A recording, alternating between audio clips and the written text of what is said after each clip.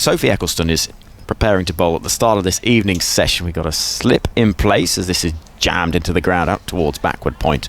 And Emma Lamb and Marizanne Cap continues on 83 with the score 192 for 6. It's, it is, as we've just been saying in the interval, it's a proper test, isn't it? I'll get your thoughts after this ball from Eccleston, who's in now round the wicket, and forward in defence comes Cap, played into the body of Dunkley at Silly Point. I mean, it's a proper challenge.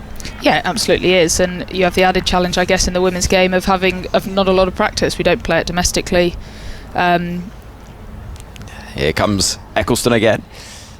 This is once more chopped into the offside. Lamb dives, does well actually, diving to her left to stop that ball at backward point. A single is taken, 193 for 6. Yeah, we don't play it domestically, so pretty much you might have a practice game if you're lucky, and then you're straight into a test match. So I don't think there's many examples in sport you'd find where you play a game that you don't really practice that much. Eccleston with 3 around the bat, and the right-handed de Klerk waiting. She's forward, pushing that ball into the offside for a well-taken single. Izzy Wong will move to her left to pick up. 194 for 6. And for a fast bowler, you're asking your body to do something it never does. Yeah, I think it's always tricky for the bowling coach and the coaches and the medical staff to make sure everyone's kind of workloads are up where they need to be, and it's pretty hard to do in a short space of time. Here comes Eccleston again, and forward comes Cap, pushing the ball defensively towards Davidson Richards. It's the coming back for the kind of second, third, fourth spells. I think that's the really tricky thing as a bowler. We're just, like we say, just not used to doing it, and it takes out the body. In comes Eccleston. Deep in the crease. This is nicely pushed into space by Cap. He'll pick up a single to move her score on to 85, and South Africa to 195 for 6. End of the over.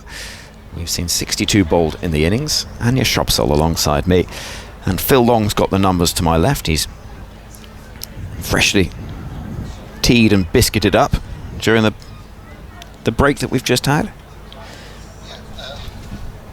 There I am there. 109 for 2 was the score between lunch and tea as South Africa moved on. They'd also faced 4 successive maidens from Sophie Eccleston, but scored 3 off that over. Came out with a bit more intent after tea against the spinner, I think. Well, that would be a conversation, do you think, in the South African dressing room, just to avoid that pressure? Yeah, absolutely. Obviously, Sophie is someone who's so accurate and is quite hard to get away, and you've just got to find a way to, I guess, tick along off her.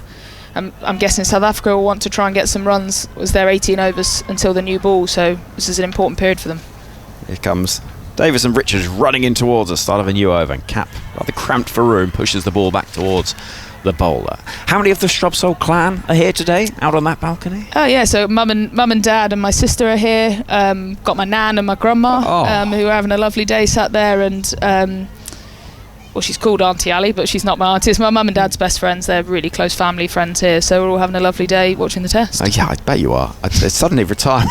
You think, why did I do this years ago? Here comes Davison Richards. An expansive looking drive from Cap, who's frustrated that she's not timed that better up towards mid-off and Tammy Beaumont. I mean, it's the way to...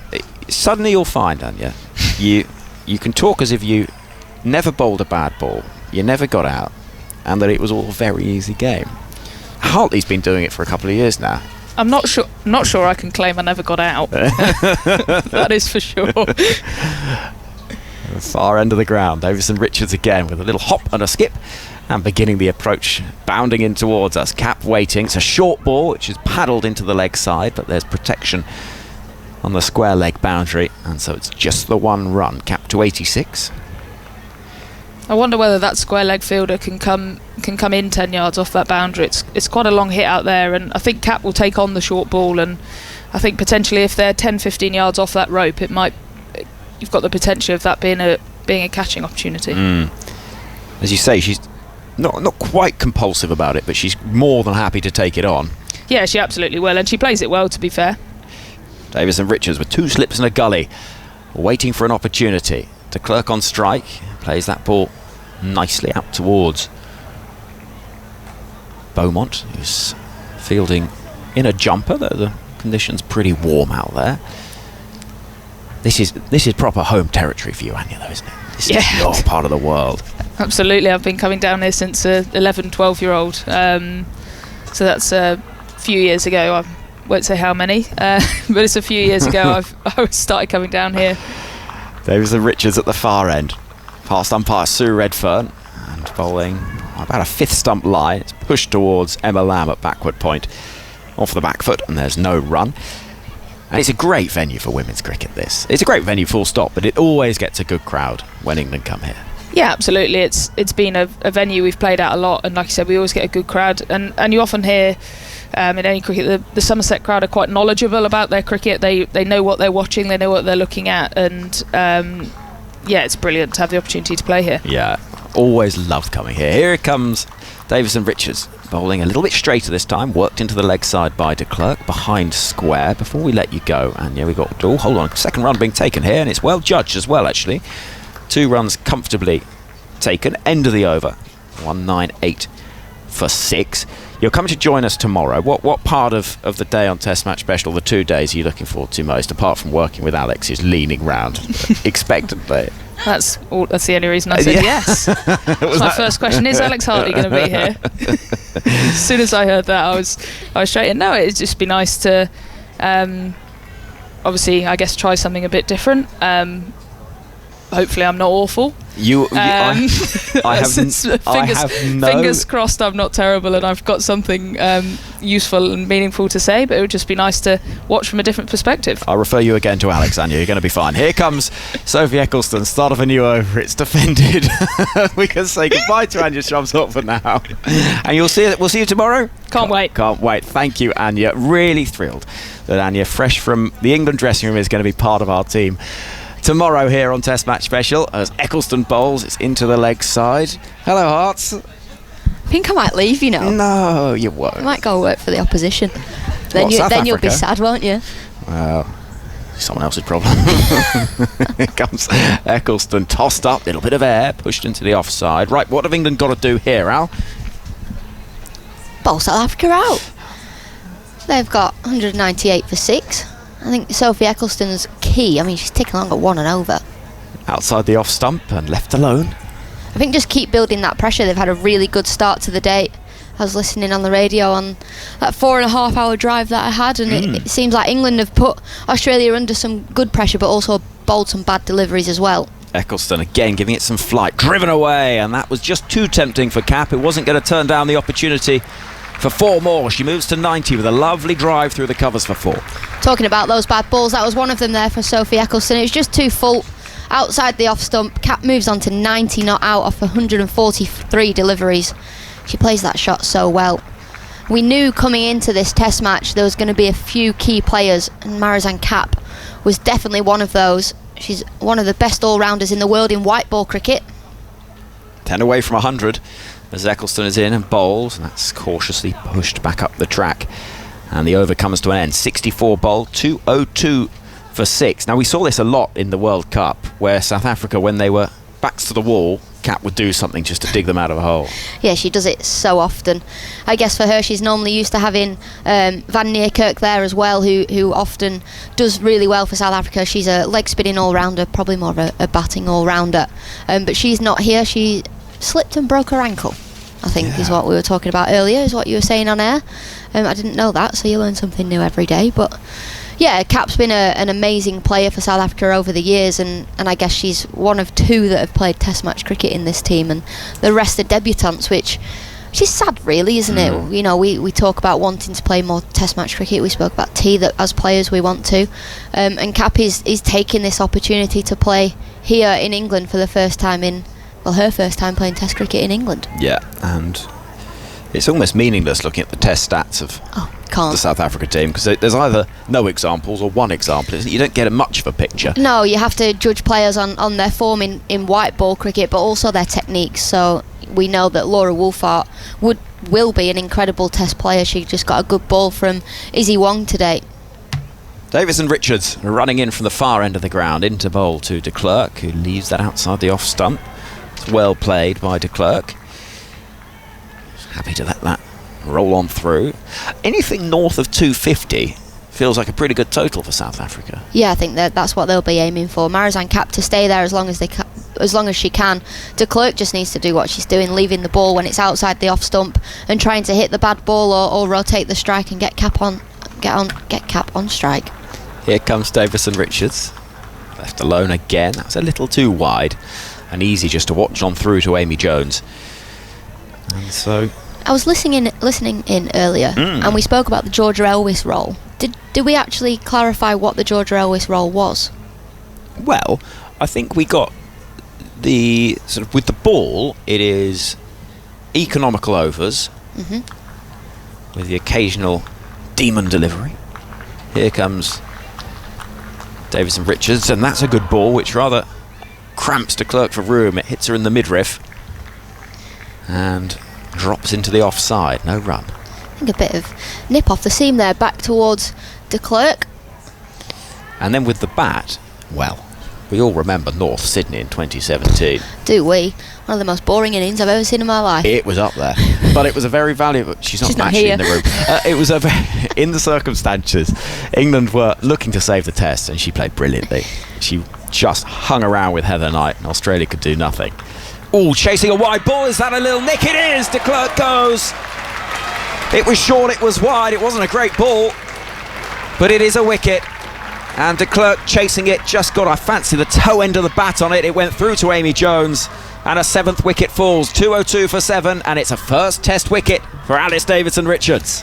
Well, De Klerk did so well on leaving the ball outside the off stump. A few balls before, one nip back, hit her in the midriff. That one, it was short, it was wide. In one-day cricket, you look to dispatch that through the offside.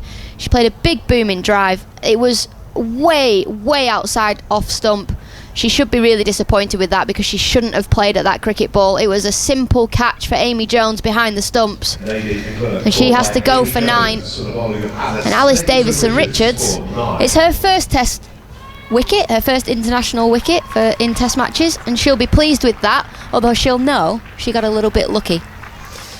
Indeed, but how often is it that the worst ball you bowl can sometimes be the one that gives you the breakthrough? Always, and that's just come from the pressure that she built. You know, dot ball after dot ball, De Klerk, and that's the mentality between white ball and red ball. That's the difference, because in white ball cricket you don't want to leave too many balls, you want to be attacking. It's almost like she forgot about that and she just wafted at a wide one, and a faint edge through to Amy Jones, the wicket-keeper. And it is a wicket, so 7 down, and to the middle comes Sinala Jafta, the keeper, who has been a bit of a in-and-out player for this South African side. Made a debut in 2016, but typically you see Trisha Chetty with the gloves for this Proteas side. ADR. Yes. You stopped yourself. Oh, yeah, it was her first international wicket. Yep, completely. I thought it was. Davison Richards bowling. Oh, big appeal for LBW. Sue Redfern says, given! First ball, she's on a hat-trick. Immediately reviews it. I'm not convinced. I think that looked a bit leg-side-ish and high, but let's see. Director, we have a review for LBW. It's a fair delivery. I'll take front on first, please. If this is out, I'll eat my shirt. Bit break for all of us. Here comes Davison Richards. Oh, I think it's too high. Okay, I can't tell this back bowl there. I'll take Ultra Edge next, thanks. So, Be clipping the top of the bail now, won't it? might be. What sauce would you like with that shirt? I think I might eat it dry. It's got a lot going on. We wait for ball tracking and Ultra Edge, I think. Didn't even look out. You know, sometimes when you're watching live deliveries, they look out. Oh, they don't look out, and you know. And there was a big appeal from England. Sue Redfern did get one wrong earlier, whether or not that was in her mind. Well, we're waiting for Ultra Edge and ball tracking to give us more detail. Here comes Ultra Edge. Okay, just playing you through. Flat line. Yep, ball's clearly missed the bat. I'm ready for ball tracking when you are, thank you. Right, ball tracking. It's hit her above the knee roll on the pad flap. It's because I thought it had gone directly onto the top of the leg, but there's definitely a bit of flap involved. 202 for 8. Jafta has been given out first ball. Is it going to be Alice Davison Richards on a hat-trick? Well, we seem to be having some technical difficulties. We do. Ball tracking is a little bit delayed. Here we go. It is angling in. It strikes and... Got impact in line. Missing. And ball missing Only the just. wickets. I'm going to go back on field. Ooh, over the top of leg stump. It didn't look quite right. Okay, so I've got you on camera Didn't look now. I'm out. gonna It ask you to really change didn't your look out. recency. You could just tell by the Thank way you. that she played the ball. She was falling over. She was looking to play it into the leg side. It also looked high, which proved that it was. So, Sue Redfern, not a great decision. No, Again. not out.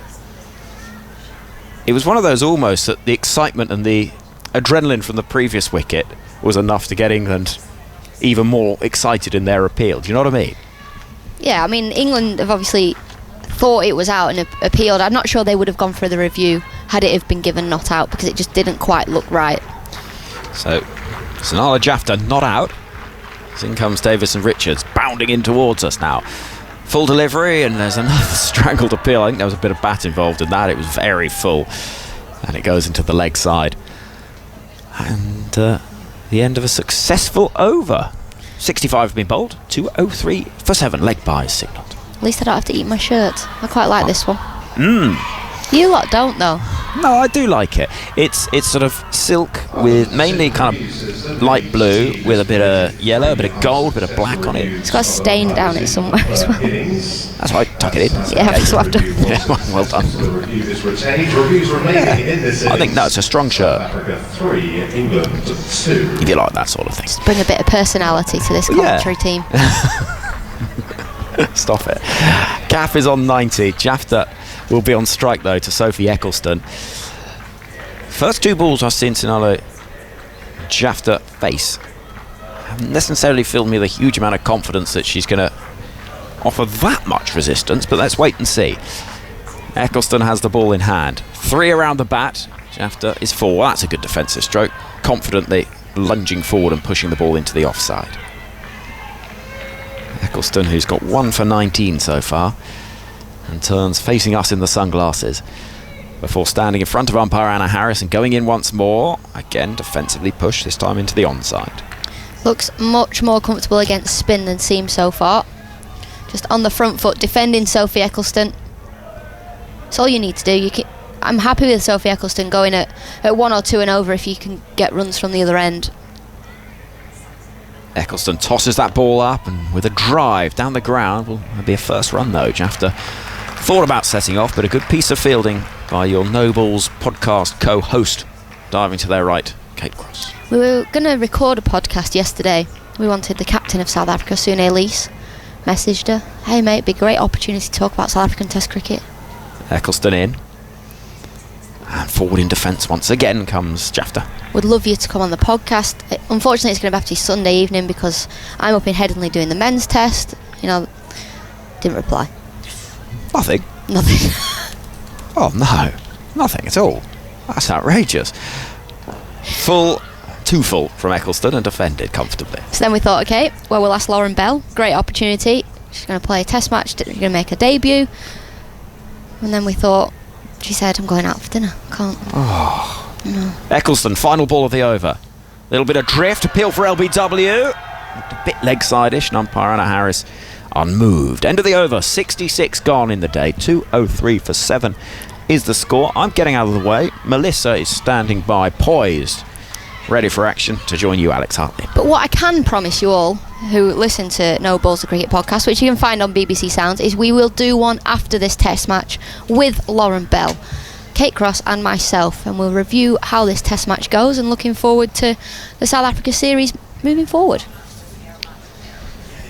Hello, I was just checking the microphone was working. We've got a new bit of tech. Not used to this one. No, I'm not. I'm used to usually like one button, which all does like 7 different things, and I'm told not to press it in any regards, but I always press it. So don't do that. I took us off air once pressing a button that I shouldn't have.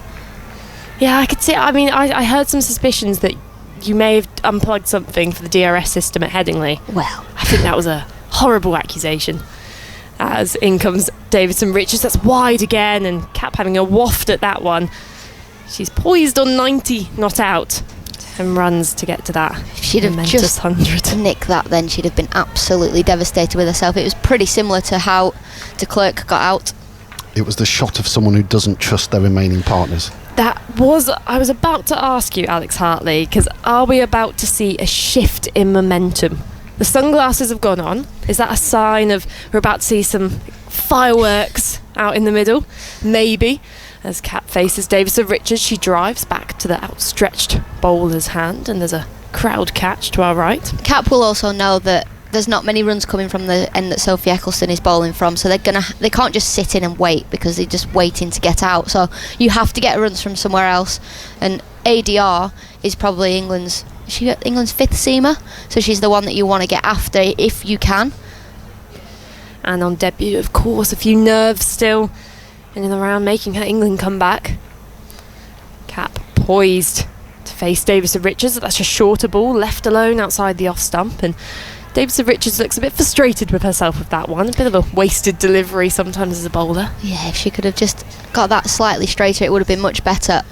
She has got a deep fine leg and a deep square leg, if I can figure it out.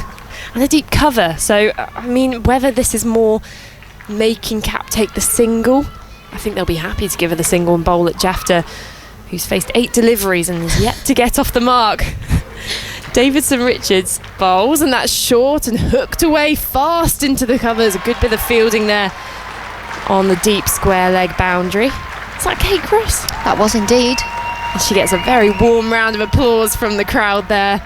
So she is stood right in front of a few England fans, which include Catherine Brunt, who's sat in the stands clapping and cheering, getting the girls going. Yeah, I did actually walk past Catherine Brunt earlier, and she was completely surrounded by school children. She was telling them to be noisier, actually, when I walked past. We may hear a bit more noise from the crowd as Davison Richards bowls, and that's almost hit the helmet behind the stumps there. There was some late deviation in the air. Amy Jones miscaught to the delivery, and it was inches away from that 5 penalty runs. If it hits all 3 helmets, would that be 15 penalty runs? Now, I've always wondered this. This was something for Ask the Umpire the other day. There we go. I should have asked that. It's almost like a skimming stones going down the row. Now, that would be something.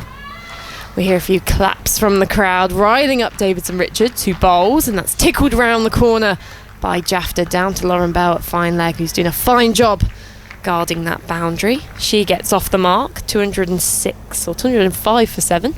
Do you know what I love? Catherine Brunt has retired from Test match cricket to prolong her international game, and she's sat in the stands cheering every single one of her teammates on. She's stood up clapping because she's so desperate for England to bowl South Africa out. It would have been so easy for her just to have a week off back home, just watch on the telly, or maybe not at all, but she's down here supporting the team because she loves each and every one of those girls so much. And she's just an absolute cricket badger as well, isn't she? She'll be loving this, as you say. It's a sunny day, there may be a pint in hand, who knows? I'll be surprised if there's not. Eccleston waits in front of the umpire, bowls to Jafta, who's on the front foot defending that. She has an unusual defensive shot, Jafta, as that lower leg almost touches the ground. It's very traditional. And she's just determined to stay in here for her partner at the other end, as this is clipped uppish to mid-on. There's a few hands on heads from the England fielders. We've got really close around the bat now. We've now got 2 fielders under the helmet on both sides of Jafta. Captain in slip as Eccleston bowls, and that's a slower delivery. Pushed back to her for no run, 205 for 7. And Jafta doing a good job at surviving here. The crowd just eagerly anticipating another wicket. As Eccleston bowls, and again slower defended by Jafta. We had our school children earlier. I'm not sure whether you missed them. Now apparently there was around 1.2k in today. Tomorrow there is meant to be 2,500 school children. As Eccleston bowls, and that's pushed back to the bowler for no run. Well, I saw them all leaving as I got to the ground. They all looked like they had a fantastic time. I mean, it's been brilliant. There's been face paint around and activities from the We Got Game ECB campaign, which had queues for miles, as that's defended confidently by Jafta to complete the over. 205 for 7, South Africa. And I was speaking to my friends who are actually here to watch, and it's quite unusual actually to be able to bring in large groups of school children to a test match, because usually you would be outpriced, but obviously this test match reasonably priced. It's on a school day. Why not bring them in? I love that. I've also got the sense here that something's going to happen. So Sophie Eccleston with another maiden, I think there, Phil. Yep. And South Africa, the run rate at 3 and over, which is fine. You can keep ticking along at 3 and over. But I just got the sense that maybe Marizanne Kapp's getting frustrated.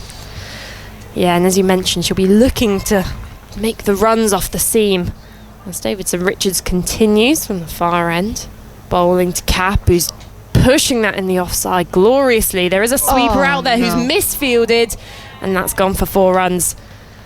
That's not a good bit of fielding out there on the boundary. That was from Emma Lamb. Emma Lamb out there. She's just let that go straight through her legs for 4. It happens to the best of us. Probably not the best time to do it as Kapp moves on to 95, not out now. And actually, awful bit of fielding. So for any young listeners, the long barrier never fails. Oh, you can't long barrier it out there. Yeah, you can. We've got a rule that long barriers are banned. Banned? Yeah, no, they're 5 years ago. This is not sending a good message out. As Davidson Richards in, that's shorter and pulled down to the boundary. Lauren Bell, fine leg, picks up and gets the ball back in. Another run taken. Kapp moves on to 96 now. South Africa 210 for 7. I can't talk. The first ever ball that came to me in international cricket was here at Taunton, straight through my legs for 4. So that set the standard for the rest of the career. Yeah. And then I spent my whole career at fine leg. So, I mean, as someone who is also part of the fine leg to fine leg gang, it can be quite enjoyable sometimes, especially when the batters are off on one and you're just happily sat there. Nothing's coming to you. You can talk to the crowd, you can talk to the kids that are sat there with their parents. I love it. It's always like, who wants to chat? And someone will always come and chat. Oh, there we go. And from there, your commentary and summarising career flourished. What a great story. Davidson Richards into Jafta, who's edging. Is this carried? Dropped it. That feels like a big moment there for England. There's a few hands on heads. Sophie Eccleston at second slip. It was a low catch, but it did carry through. Well, a big moment there for England. Sophie Eccleston, she got to the ball, and as she's dived, it's bounced out of her hands between her arms and her chest, and that's a drop catch for Eccleston. I think had that had been taken cleanly, they would have checked if it had just bounced before her anyway. Yeah, it didn't have much pace going onto it. Davidson Richards continues, and that's another thick edge straight to gully on the bounce. And no run taken. But it's a new slip cord in this for England with Heather Knight and Sophie Eccleston. Nat Siver at gully. And it's always difficult coming into when in the 50 over competition in the Rachel Hayhoe Flint. Maybe you'll have one slip for the first 10 overs of the game, but rarely ever 2 slips in a gully. Sophie Eccleston's got incredible hand-eye coordination. She's a very good fielder. Davidson Richards bowls, and that's Fuller left alone by Jafta outside the off stump. But no matter how much slip practice you do, there is nothing that is quite like a live ball coming at you. It's been nicked, the pressure of taking the catch. So although she'll have done so much practice, it's nothing quite like when you know you've just dropped a test wicket or you need to catch a test wicket. And it's the patience of waiting there at that slip as well, never knowing when it's coming to you, but just having to stay alert. And it's all about the patience and the concentration in the test game. Can it be maintained across that 4-day period? David Richards in, and that's defended into the onside by Jafta. Completes the over. 210 for 7, South Africa. Alex Hartley leaves us with a flourish. And Emily Windsor joins us again for a few of her thoughts.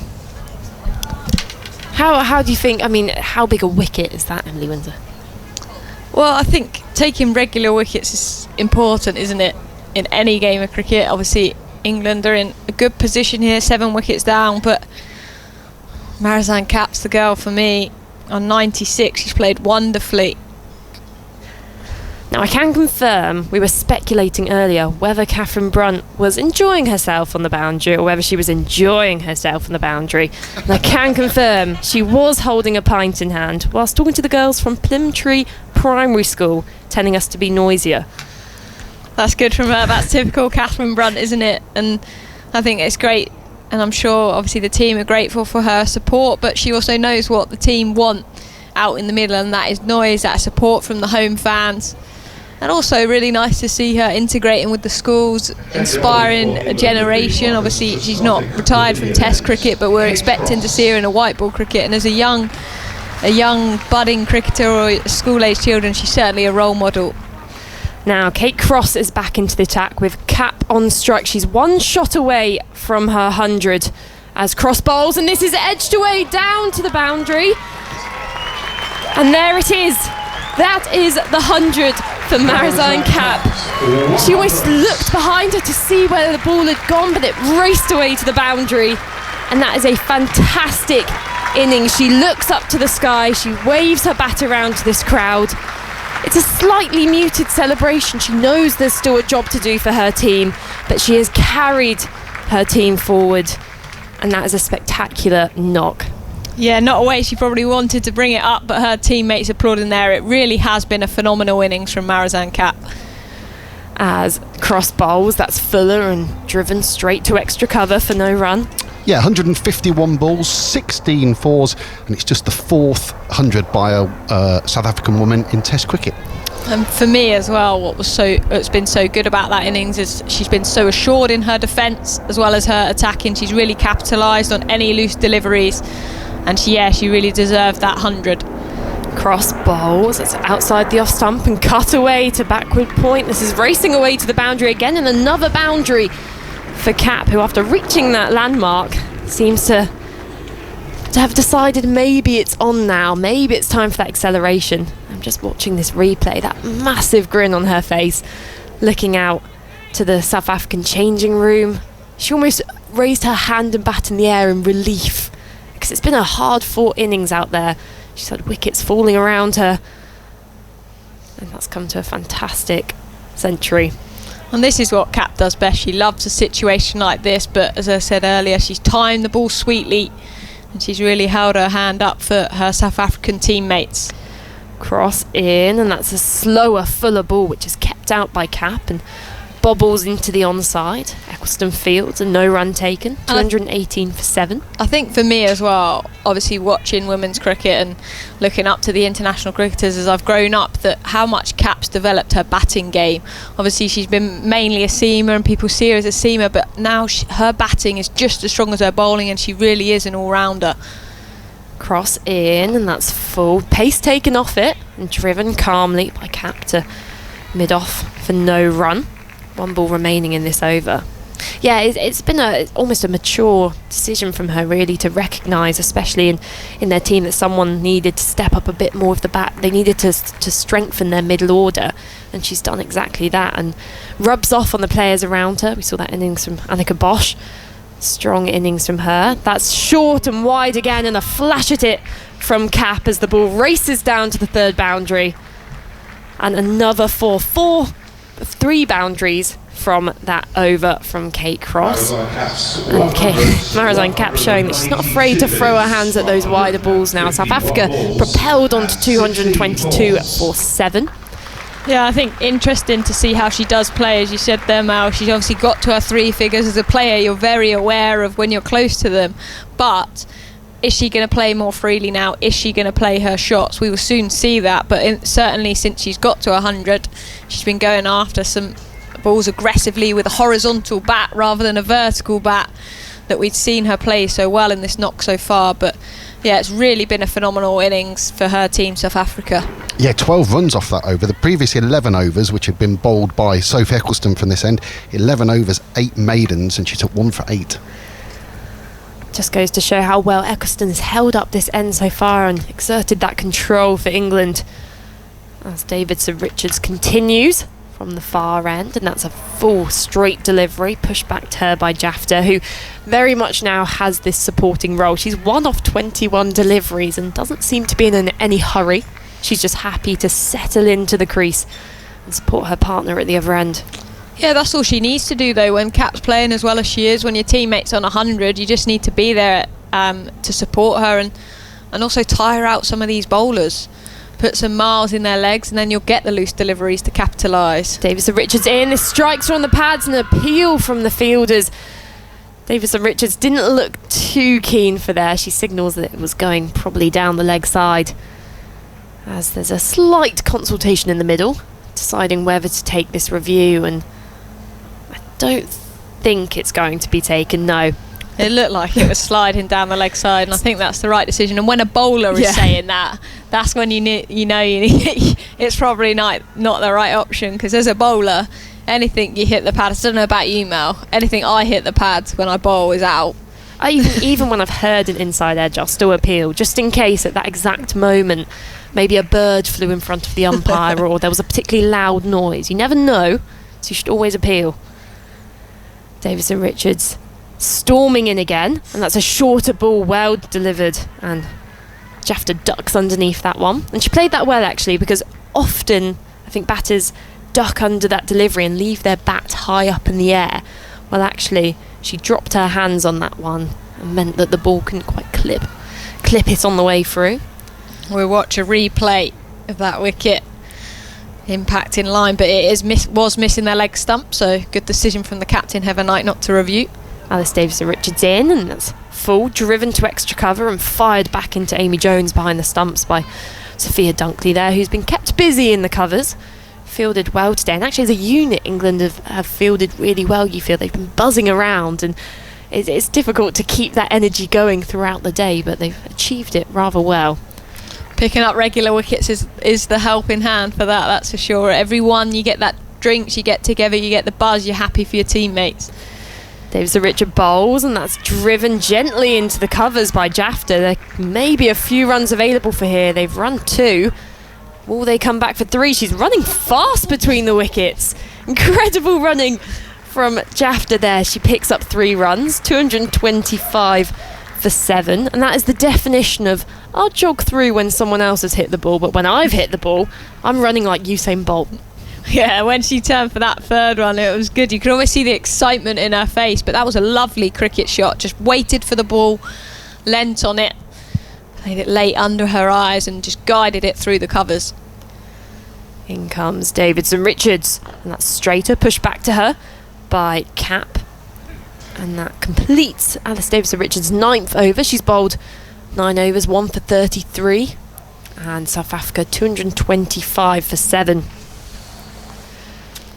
In terms of bowlers' overs, Phil, how many overs have some of the bowlers bowled? Because we talked about how not many bowlers are used to having a lot of overs in their legs. That's right, yeah, going beyond those 10 overs, yeah. Kate Cross has bowled 15, Izzy Wong's bowled 9, ABR has also bowled 9, Sophie Eccleston bowled the 15, and the opening bowlers, Lauren Bell, 7 overs, and who have I missed? Nat Siver, she's on to 6 overs. So, no, she's not. She's on to 12 overs so far. I've just nudged Melissa out of the way. I don't know if that was fair or not. You seem good at nudging people out there. Well, I don't do it on purpose. Came in through the outside door. All doors go outside, I suppose. That's the internal ones. Kate Cross is bowling with the keeper up to the stumps. It's defended by Jafta into the point region. And there's no run. South Africa remain 225 for 7. Cap 108 not out. Where would they be without her? At various points today, 45 for 4, 89 for 5. It's now the highest score by a South African woman in Test cricket. Their 4th century. They played 12 previous matches. Cross, fast medium, right arm over into the gloves of Amy Jones as Jafta watches it go by. Jones is standing up to the stumps. There's 2 slips and a gully, a point, a cover, a mid-off, a mid-on, mid-wicket, and Izzy Wong is down there. I think that's Izzy Wong, is it? Or is Alice Davison-Richards down there at long leg, all the way in the distance? Alice Davison-Richards. Izzy Wong's extra cover. Cross number 16, right arm over, bowls. It's pushed up towards mid-on. The tall figure of Lauren Bell does the fielding with a long blonde ponytail flowing behind her. Out of the debutants, obviously we've had 3 seam bowlers. Which is the bowler that's really stood out to you today? It was Wong's first spell, which was pacey. She really attacked the stumps. I was impressed with the way that Lauren Bell swung the ball early on. Cross stomps in with the towel poking out the back of her trousers. Jafta wants one as she pushes it into mid-wicket region, but Sophia Dunkley, with those pads underneath her trousers, is quickly onto the ball. Cap sending Jafta back.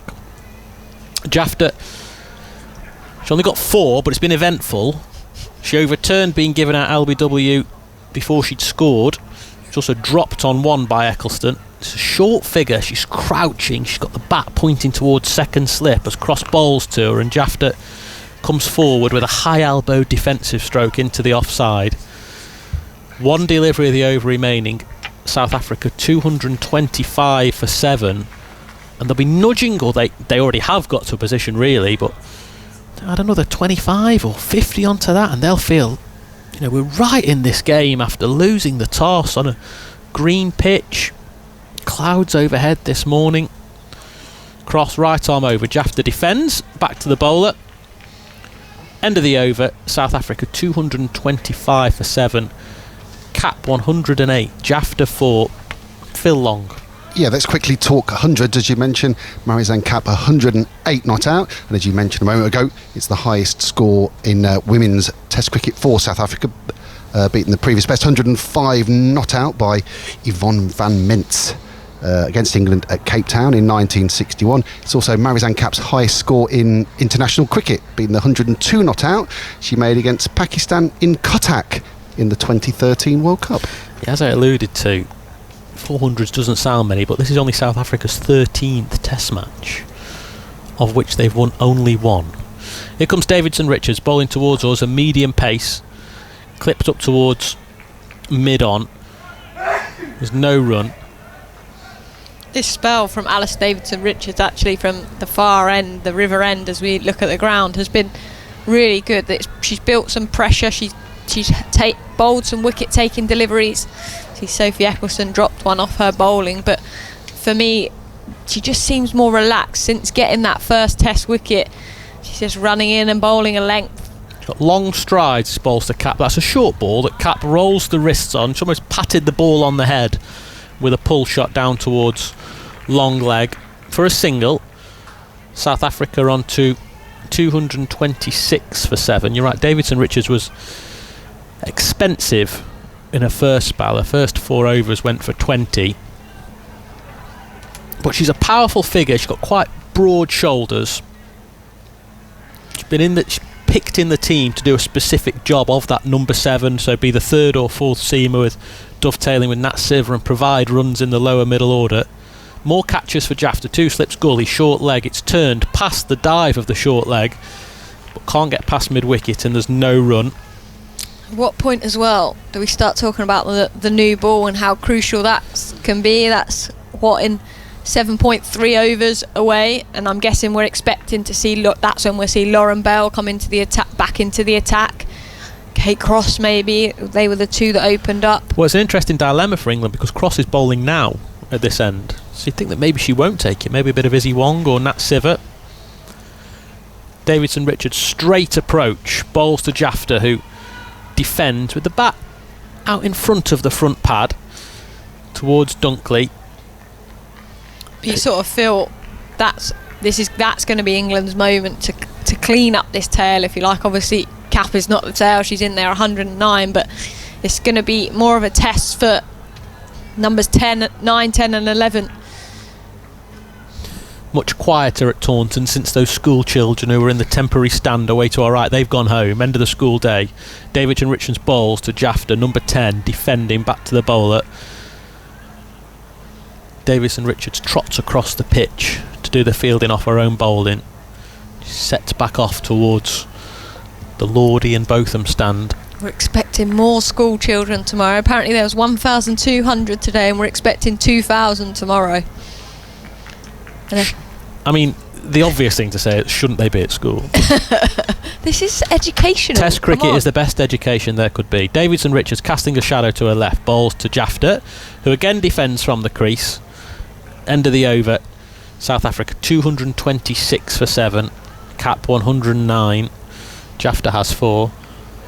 Marizan's cap 109 not out. It's created a little bit of test history in front of us here. It's the highest score by number 6 in women's test cricket history. High score by number 6. Number 6. Beating the 105 not out by Yvonne van Ments, which we mentioned only a moment ago. In third place is Jess Jonason's 99 at Canterbury against England back in 2015.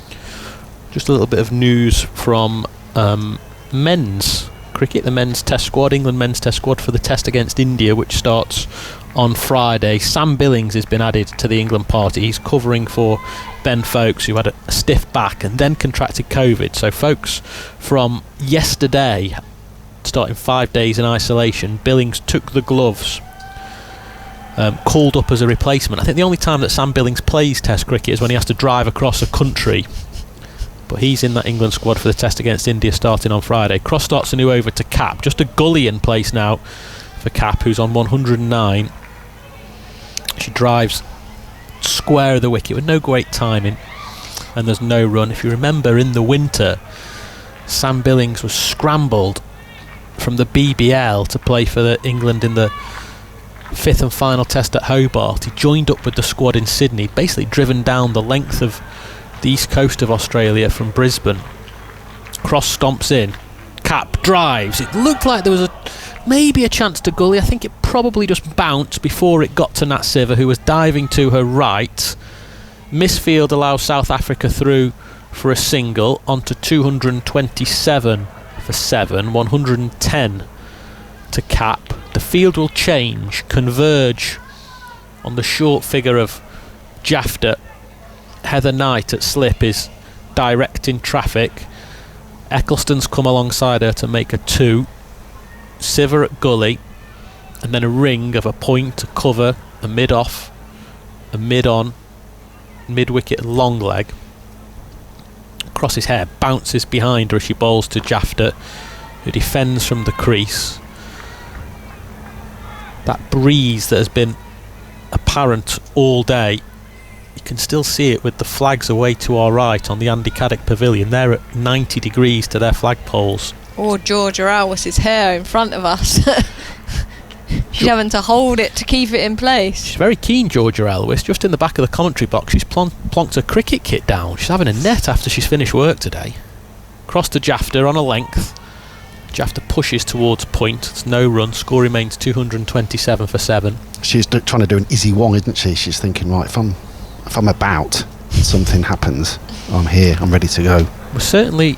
Or Sam Billings, in fact. Well, if you think of the replacements that the men's team have had to call up so far this summer, Matt Parkinson for the concussed Jack Leach and Sam Billings for Ben Folkes with his COVID, we are not short of replacements in the TMS box. Georgia and Emily and Alex. Cross to Jafta. Length on off stump. Jafta with half a stride forwards.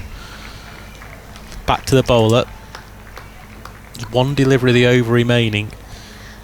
From a Southern Vipers point of view, I think Georgia Alwis is having a net because we start our Rachel Hayhoe-Flint campaign next Saturday, which she'll play a key role for us. So not just the Rachel Hayhoe-Flint campaign, the defence. Exactly, of the Rachel double defence of the Rachel Hayhoe-Flint trophy. We set out to do the double. That was our plans this year.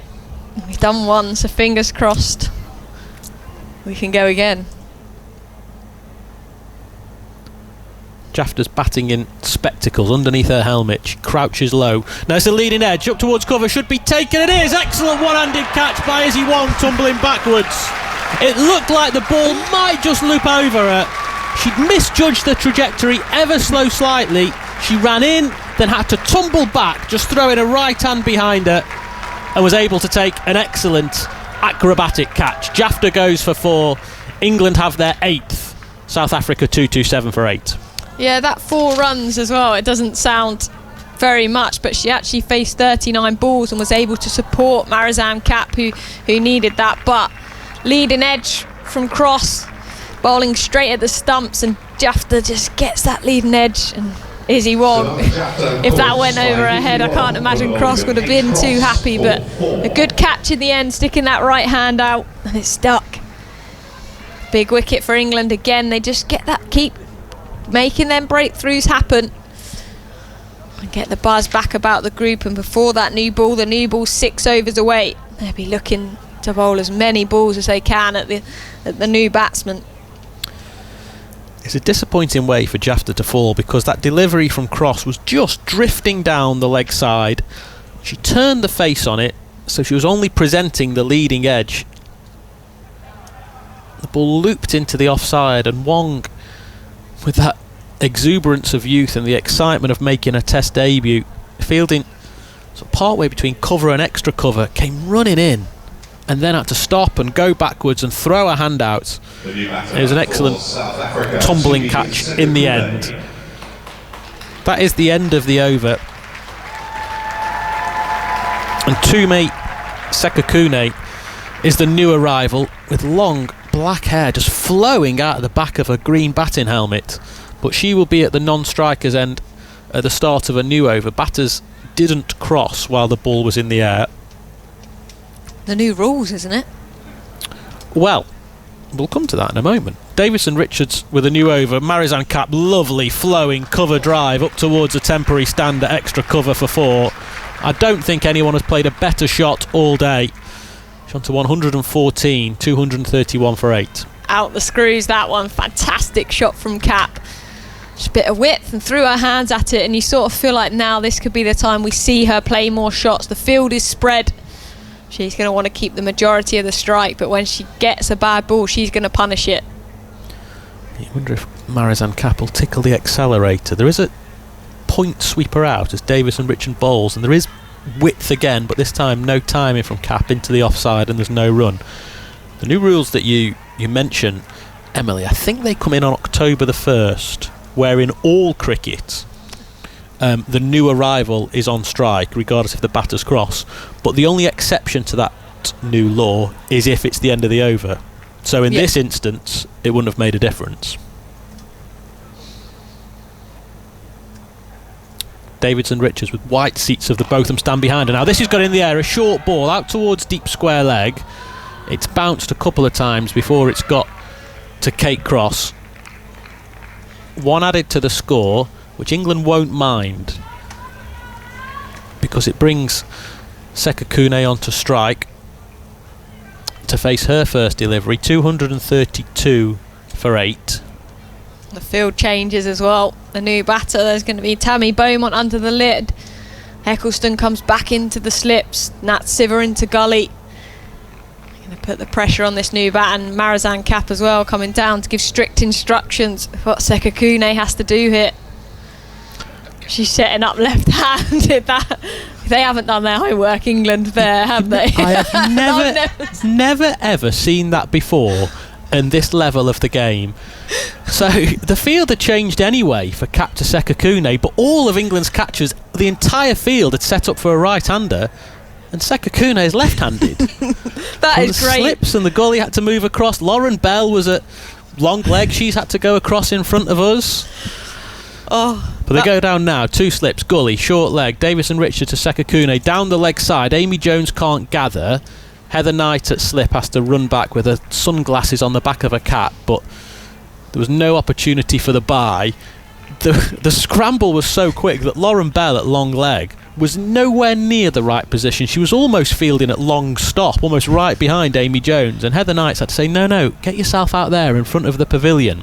I'll tell you what, Sekakune needs a medal for how she disguised that she was left-handed there, because you'd usually see what hand they're holding the bat with. That was impressive.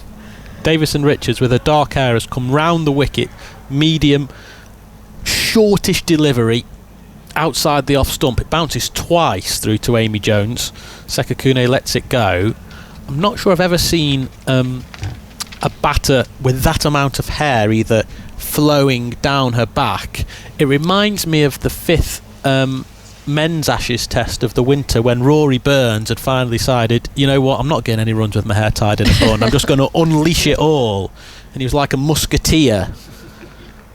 Kate Cross just having a word there with Davidson Richards as well. Senior seam bowler in this attack, giving her some words of advice. Last ball of the over. Davidson Richards with Sekakune, the number 10, in her sight. She bowls, straight delivering. Sekakune lines that up well, just pushing into the offside defensively, and there's no run. It's 4 minutes left until tea. South Africa 232 for 8, so England might get 2 more in if they're quick. Sophie Eccleston with her left arm spin is coming on at our end. No, I don't know why I said till tea. Do you know why I said that? It's because I'm off commentary. We've had tea. In 4 minutes. Your tea. My tea. That's why I'm going to go and get a cup of tea. 4 minutes left for me on my stint. I wonder why everyone's looking at me so confused. Only one tea break. Yes, but there's 5 overs left until the second new ball is available. And 25 overs left in the day, 100 overs across the 4 days of this women's test. And they've got until 6:30 to bowl them. Emily Winder has made way for Georgia Elwys. Georgia, South Africa 232 for 8, Marizanne Kapp 115 of them. Where would they be without her? Yeah, they'd be in a deep hole, that's for sure.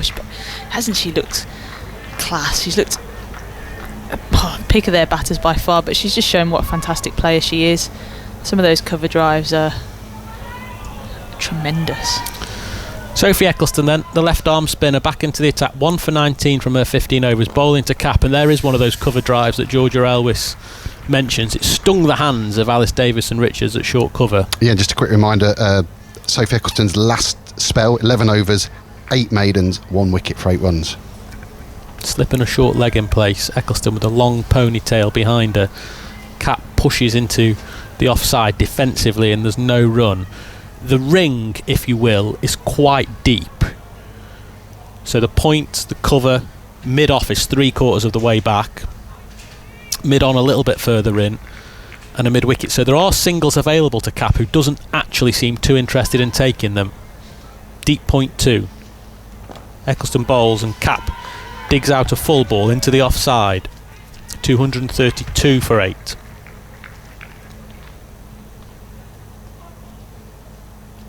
Eccleston starts in front of the umpire, bowls with a high action. It's punched out towards that deep cover, and as we thought, Kapp completely refuses to single, protecting the number 10 Sekakune. It's interesting that Kapp doesn't want Sekakune to face Eccleston, the spinner. You'd normally think it was the other way around when there's a seamer, it's bowling at the other end, but as we know, Eccleston is probably pound for pound the best women's bowler in the world. Short and fast from Eccleston. Now that's angled behind square, very nicely done by Marizanne Kapp for 4 down to deep third, using the pace, opening the face of the bat. Eccleston's got her hands on her head, but she gave Kapp the pace to work with, and Kapp accepted the invitation. 236 for 8. Marizanne Kapp's 20th 4 of this innings. 80 of her runs, 80 of her 119 in boundaries.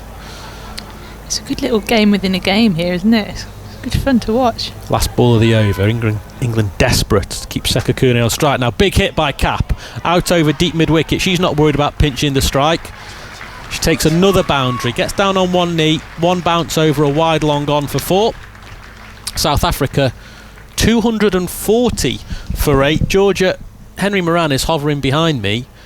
So I'll ask you, after England won the toss and put South Africa in, with the Proteas reaching 240 for 8, Kapp 123 and Sekakune yet to get off the mark, at what point does this become South Africa's day?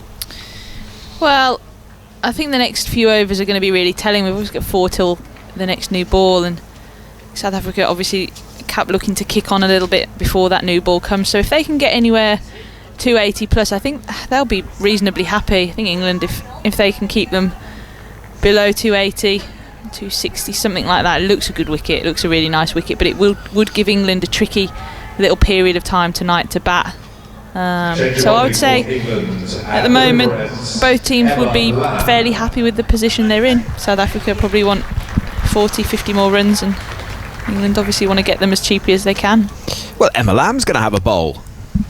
She's in the side as an opener, but she is a useful off-spin bowler and has taken plenty of wickets for the Northwest Thunder and in the 100 last year. So England looking to try and mix things up a little bit with spin from both ends as we head towards this new ball, if required, in 4 overs time.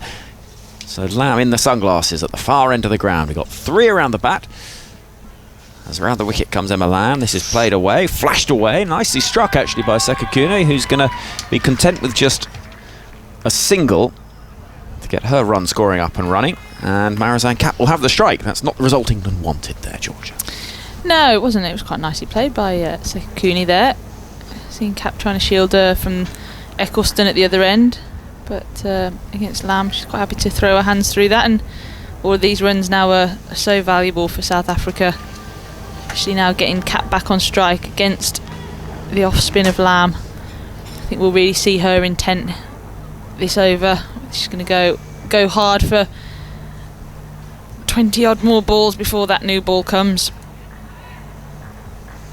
Well, Lamb is now bowling with far fewer catches, I think it's fair to say. Field is spread. And Kapp defends. Just little games within games here. Phil Long. Yeah, 3 slips and a gully seems a long time ago now, doesn't it? Look at this field that's been set for Emma Lamb. Yeah, we've got Long off now pushing out. We've got Long on, deep mid-wicket, deep backward square. As just the 1 slip waits. Kapp drives up towards Long off. There won't be a run there. Which maybe says a little bit about Marizanne Kapp's faith in the abilities of Tumi Sekakune. She's got to look to hit a boundary surely then, hasn't she? Otherwise it's going to be going at 1 and over. Lamb hits down the ground, does Kapp, and will pick up that boundary back over the bowler's head. And 4 runs. Nicely struck. It's 245 for 8. She's making it look so easy, isn't she? She's just toying with Emma Lamb here. Knows the ball that she wants to go after. Beautiful straight drive down the ground. Sue Redfern had to take evasive action. Lamb in again. Over the wicket. Kapp pushes the ball back towards the bowler. Now we see this surely change in field from England. Final ball of the over. Well, has anybody noticed this?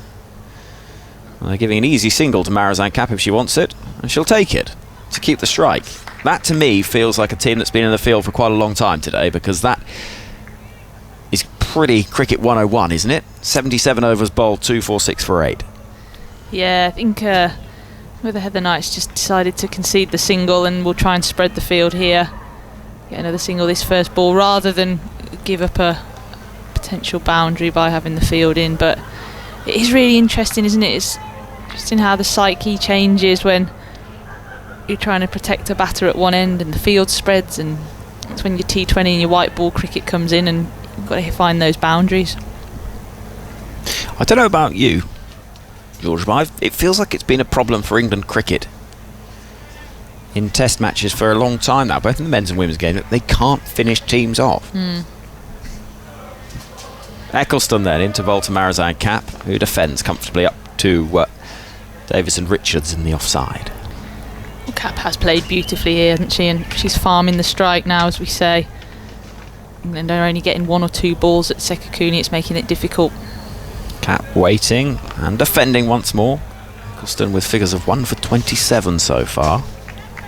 Really seen much turn from this pitch. Just to draw your attention to our left in a moment as Eccleston is in. Kapp rather hurried by it, can't find the gap, and Lamb will field it backward point. That cluster of supporters over there to our left next to the 2 England flags, one of them in a nice salmon pink shirt is making a right old racket. She's being noisy. Here comes Eccleston. Kapp will want a single into the offside. Sekakune a little slow setting off, but a single will be taken. It's almost like she's been drinking something a little bit stronger than water, isn't it? Yeah, almost. She's got blonde hair, and she shouted allegedly when that Siver missed an opportunity, "I'm going to divorce you." Which to me feels a bit harsh. Oh dear. It can only be one person. It can only be one person. Catherine Brunt is up there along with some of the partners and family members, and she's making a right old racket.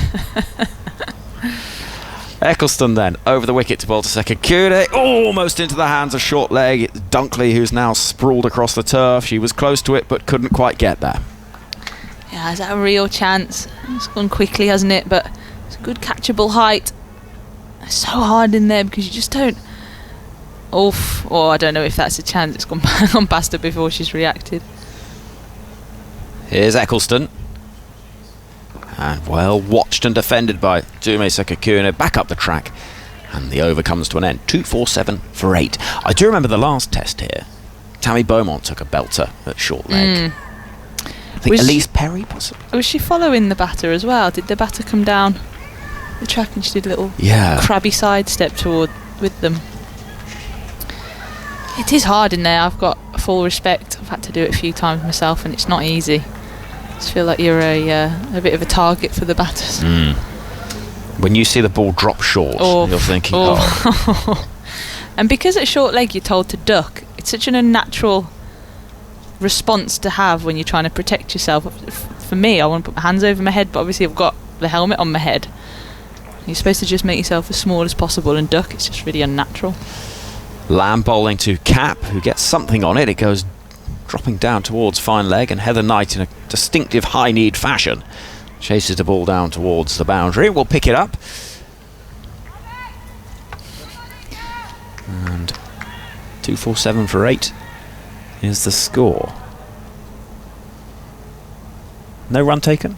No run taken. Right, here comes Lamb in those sunglasses. That's chased by Cap and full outside the off stump. She can't find the gap to beat Sophia Dunkley at backward point. It's a lovely day in the southwest. I'm thinking about going for an ice cream. Do it. I'll come with you. Just considering it. Lamb bowling, Cap forward in defence once more. There's a nice big truck outside. There is. You already eyed it up. I have, yeah. Yeah, thinking about it. Yeah. Hartley's keen. Hit away into the offside once again, straight to the hands of backward point. Now we wonder if England will look to try and restrict that single. Phil. Hartley was like a meerkat then, wasn't she, when she heard the word ice cream? Yeah. Lamb running in past umpire Redfern. It's a big swing with minimal connection from Marizanne Cap into the leg side. Wong will pick up at the second attempt and 1 run is taken. So 2 balls for Sekakuna to face, with the score on 248 for 8. It is Test Match Special live from Taunton as we continue this amazing run of days of Test Match cricket for you. On 5 Sports Extra and Radio 4 Longwave, we've got the conclusion, or we had the conclusion of the Headingley Test earlier. England winning that one by 6 wickets, and then on Friday after this game, as Lamb is into bowl to Sekakuna, who comes forward, the ball pops up briefly but safely. Yeah, on Friday, England against India, the 5th test of a series that started last year and didn't finish, and will be concluded at Edgbaston this week. The scoreboard seems a little confused, but it is the end of the over, so it was just 1 ball to face at the end of that, and it has survived. 1 over going until the new ball. Earlier today, South Africa were 45 for 4, but since then, with Marizanne Cap out there in the middle, they've had partnerships of 44, 72, 43, 25, and this partnership itself is now on to 21 unbroken. Cap has led the way. She's on 130. There's a short leg and a slip as in comes Eccleston. Forward in defence comes Cap. Field spread. And Eccleston turns, just brushes the hair away from her face and begins this approach once again. Arms whirling, bit quicker this time, and helped along the ground into the leg side. Could be 4 and it will be 4. Loose ball from Sophie Eccleston. Easy pickings really for Marizanne Cap. She moves to 134 as the ball races into the vacant space behind square on the leg side. 250 up for South Africa. 252 for 8. Yeah, there's a big old gap out there, isn't there? Eccleston operating with the fielders largely in front of the bat, but she can't drop one short like that and not expect Marizanne Cap on 130 not to put it away. More than half of her team's runs now. She waits for Eccleston. Big drive. Won't be a single though, because Cross is waiting at a deepish mid-off. 252 for 8. 3 balls left until the new ball becomes available. Pushed up the ground. There will be a single taken there. As Lauren Bell down below us, who you would have thought will be chuck that new ball, does the fielding. Yeah, you'd think so, wouldn't you? It's interesting to see who she goes with Cross just having a little spell there. Might go Nat Siver, she's not shy of a new ball. They might go Izzy Wong. Options. Eccleston over the wicket with figures around the bat now, and Sekikune very watchfully in defence pushes the ball as far as Beaumont at short leg. One ball left of the 80th over. England looking for a 9th wicket. In comes Eccleston, and waited a long time for a ball that didn't really turn. It's pushed away into the offside. The over comes to an end, and the score stands at 2-5-3 for 8. Thank you to Georgia Elwis, who departs, and Alex Hartley returns to join us. Where do you see the balance of power here then, Al? Do you know what? I think another 20 runs or so, and it's South Africa's day. Feels a bit like that. Yeah, I think England have been brilliant picking up consistent wickets, but Marizanne Kapp has been exceptional for South Africa. The only thing is, Kapp has to open the bowling for South Africa. She's been out there all day. But I think if South Africa can push that run rate up a little bit more and try and take advantage, then they come out and bowl at England for the last 40 minutes of the day. Well, the new ball here is going to have a dual effect. One, it should increase the likelihood of wickets, you would have thought, but it will also race away that hard ball. If Kapp can get a few away quickly, then it could cause some problems. Right, the new ball is being delivered rather slowly by the 4th umpire. There's a bit of a delay. The old ball's being handed back. This is where Test cricket can be so village, because there's absolutely zero urgency.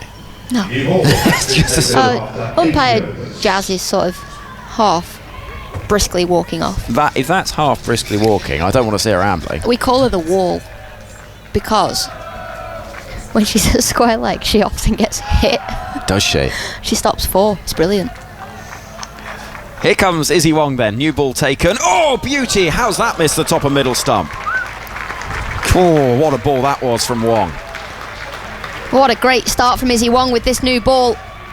A bit of shape there for Izzy Wong. Perfect seam delivery. Goes over middle stump and just squares Kapp up.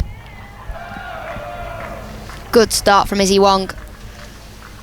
Got the wicket of Laura Wolfhard earlier with a beauty, and nearly getting Kapp. Turns at the far end, running in towards us, past umpire Redfern now. Full delivery, dug out into the offside by Kapp, and immediately we are seeing that extra shape from that Duke's ball, which has been a really nice addition to this Test match. It has indeed. How's this ball? Have they tried to swap it, or not like England men who are swapping it every 2 minutes? No, the ball has not been swapped on any occasion. I don't like the ball swapping. Yeah, but there's a reason for it. Yes, because they're not getting wickets. No, that's not the reason. So, I'll tell you. Here comes Izzy Wong, running in past the umpire. Chasing the ball is Kapp. She gets something on it. Fielder in the deep will pick up Lamb at deep backward point, and there's no run. Kapp now just making sure she has most of the strike. So, Yeah. England men are wanting to swap the ball so often because the stitcher, or the person that's doing the stitching on the balls, isn't doing it tight enough. So the stitching's coming loose, the balls are getting bigger and softer earlier, and moisture's getting into the ball, so therefore the ball stops swinging early and it becomes misshapen. So they've gone back to Duke and said you're going to have to tighten it tighter, stitch it tighter. Sort your stitching. Wong bowls, clipped into the leg side for 1, so that will leave Sekikune with 2 balls to face from Izzy Wong in this over. 2-5-4 for 8 is the score. We've got Kapp on 136. Sekikune 1 from 9, and England changing this field now with suddenly those in white converging upon the pitch and getting ready to get right round that bat, hoping that an opportunity might present itself, be spooned up in the air, or a little edge through to a slip cordon, which is now assembling. Phil? While we're talking balls, the only thing that's happened to this ball, or the previous ball, was it was given a little snip by umpire Sue early on. Sounds painful. Here is Izzy Wong. Bowling to Sekakun, that's a waste, and it's helped round the corner and it'll be 4 runs. It was a loose ball down the leg side. It didn't really require much on it, but it had enough on it to fly away to the fine leg boundary, and England will be frustrated by that. It's what you're going to get with a fast bowler who's coming in with the job of bowling quickly and trying to cause havoc. It will be a bit loose at times. Yeah, it will, and I think Amy Jones actually has misfielded that one as it's bounced just before her and gone down for 4. But it was a loose delivery by Izzy Wong. She shouldn't be disheartened by that. She should just keep trying to bowl fast. Wong in again. Full delivery. Oh, just about dug out by Sekakun. It's a good ball to finish the over, which comes to an end with a score on 258 for 8. Oh, we're going to have drinks. With various members of the England substitute fielding contingent wandering on. You can see all the England players just running off for a quick break. Indeed. Whoever gets there first gets first dibs, I reckon. Oh, Nat Sivers just pipped Tammy at the finishing line. She's desperate. That was quite a compelling race. There was those members of the ground staff, I think it was at Lord's earlier this year. Yes. Those 2 lads. Yes. That were coming on with the old brooms during drinks breaks or when a wicket fell. And they would have a race that was quite keenly followed by the crowd. They were heading off the field. It's the little things. It is the little things in cricket, isn't it? Keeps you entertained. Looks like it'll be a crucial game. 258 for 8. If they can scrape their way to 300, that feels, having been put in, like a really good score, doesn't it? 300 will definitely be a good score. I think 280. England will think, yep, we're in here, but it does feel like if they can get up to that 280, it's South Africa's. They nearly said Australia then. Well, this is kind of the thing. We don't often see a team that isn't England and Australia playing Test match cricket. We saw India over here last summer. We've got South Africa here now, so there's a bit more of it happening, but normally it's really reserved just for the Ashes series, but it's good to see. It is good to see. And interesting speaking to Heather Knight ahead of this game on 2 occasions, and she said both times the pressure she feels to prove that the format can work, and how in some ways that's quite unfair, because every Test match, unless Johnny Bairstow's at the crease, has quiet phases. And so, but even that Test match at Headingley had a quiet phase. Yeah. You know, it does happen, and that's Test cricket. You have to, there's ebbs and flows in the game, and you just have to ride those waves. But today it's been, you know, there was a quiet period for a while, but it's been very entertaining, and there's been some fluent run scoring throughout. But just that onus to try and entertain, endlessly prove that the format can exist is difficult, because really you should just be going out there and trying to win the game rather than having to prove anything. And so there is just a little bit of a feeling perhaps that when you play a Test match in the women's game, you're not just playing for the team that you're playing for the game and the format. Yeah, you are. You're playing to prove that it's a good watch and a good game to play. Right, I'm getting out of the way. It's the end of my stint. Parting is such sweet sorrow, Alex. Melissa's going to come and join you with the players reassembling on the outfield, and looks like Lauren Bell is going to bowl from this end. Good opportunity this for Lauren Bell. She's picked up 1 wicket so far in her 11 overs.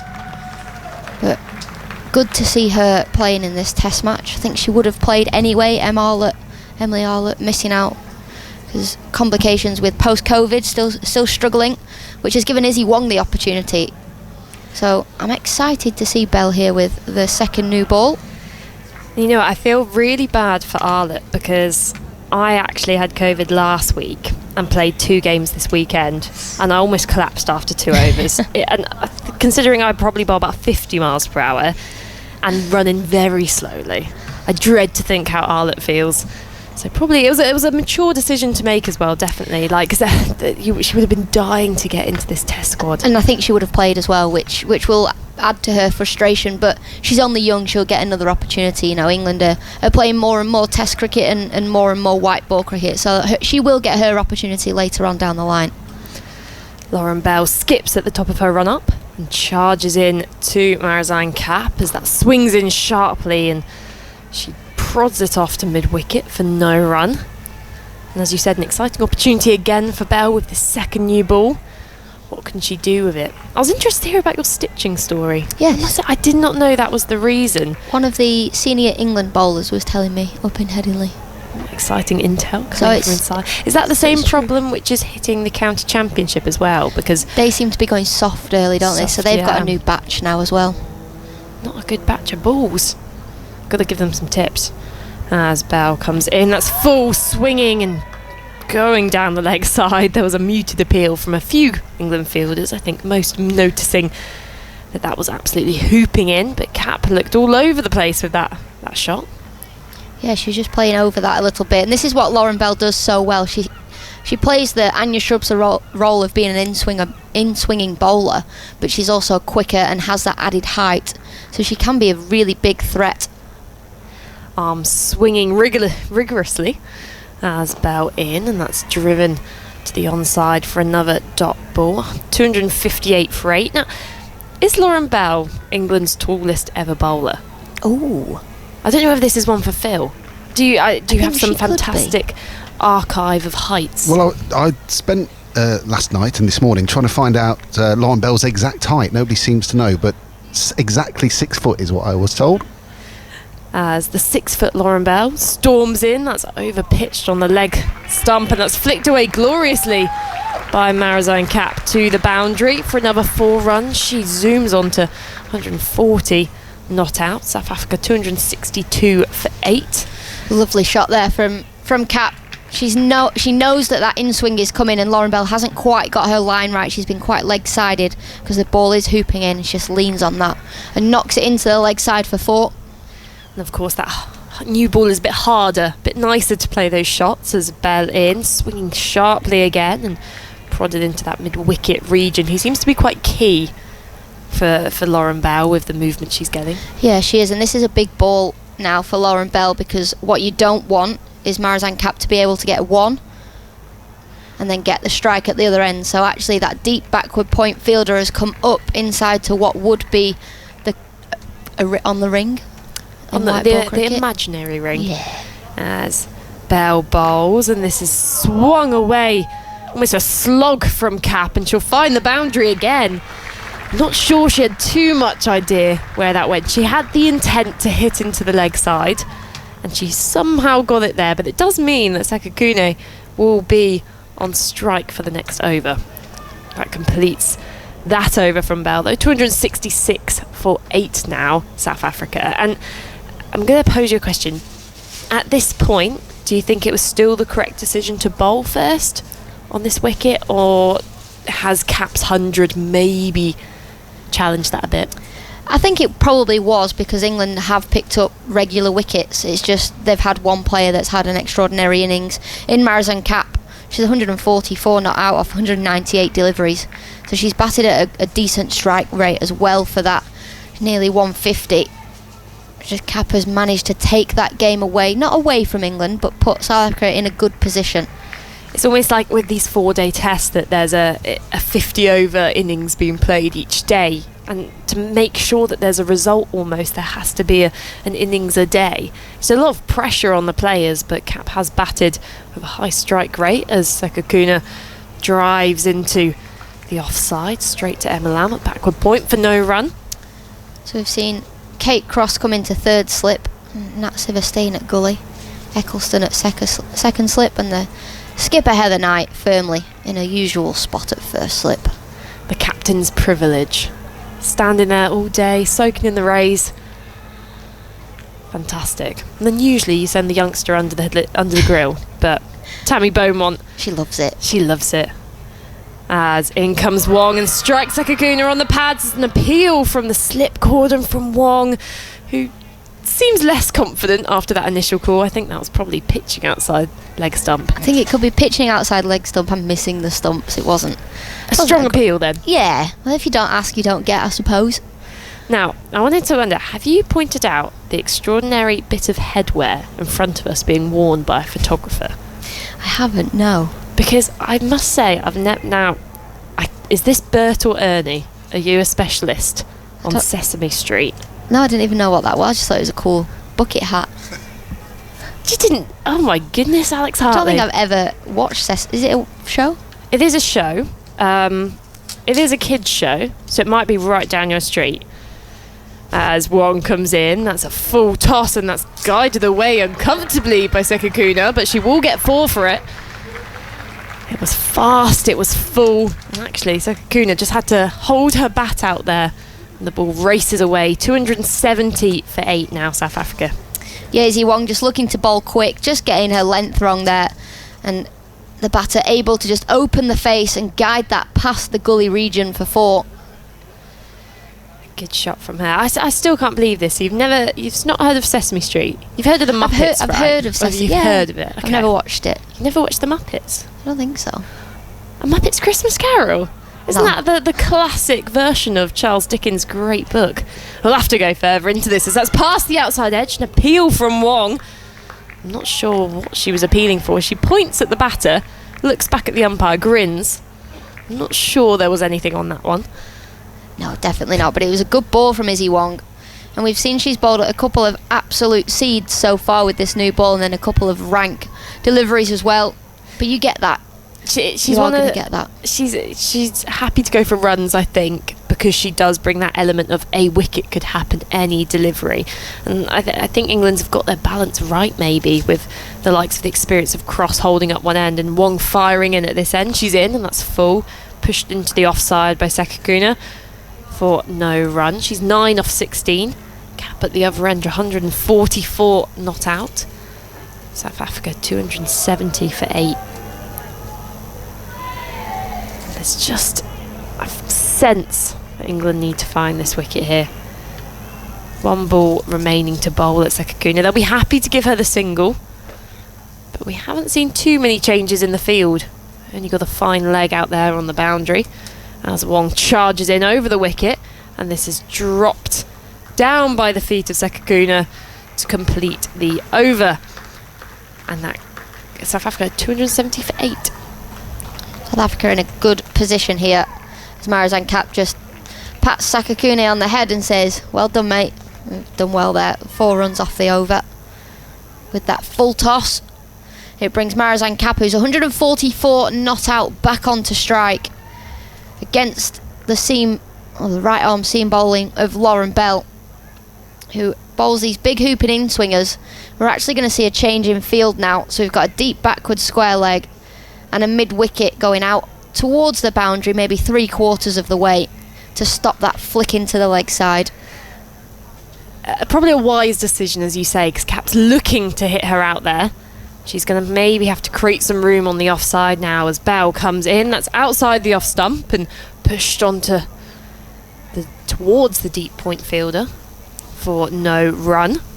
I love Test cricket when you've got an in batter, 140 odd not out, and a tail ender at the other end, knocked out to the boundary. Nah, we're not running that. It's I think it's probably my favourite stages of Test cricket because it really tests the established batter at the crease, and as you say, you have really fantastic shots just in everyone standing dead still. All the fielders willing it to go for 4. Bell in, and this is slashed down the ground, but to the hands of Tammy Beaumont, who executes a good bit of fielding there at mid-off. The crowd appreciated that one. And lots of people to our right now soaking up the sun rays. It's lovely out there. I've been sat out there in the sunshine. I could smell burning, and I wasn't sure if it was my thighs because I've got black jeans on or not. But somebody was on fire down there. Well, as long as it wasn't a building. Well, no, it wasn't. But maybe it's preferable if it was your thighs, to be honest, for the sake of Somerset County Cricket Club. As Bell past the stumps, as over pitched, a low full toss driven to cross at mid-on for no run. She's holding her own here, Lauren Bell, definitely, because I think she's aware that Cap's looking to go after her, but she's just got to keep going at that 4th stump line. Yeah, she has. She's just got to keep trying to swing the ball in, maybe occasionally bowl back of her length. But she's done a fantastic job.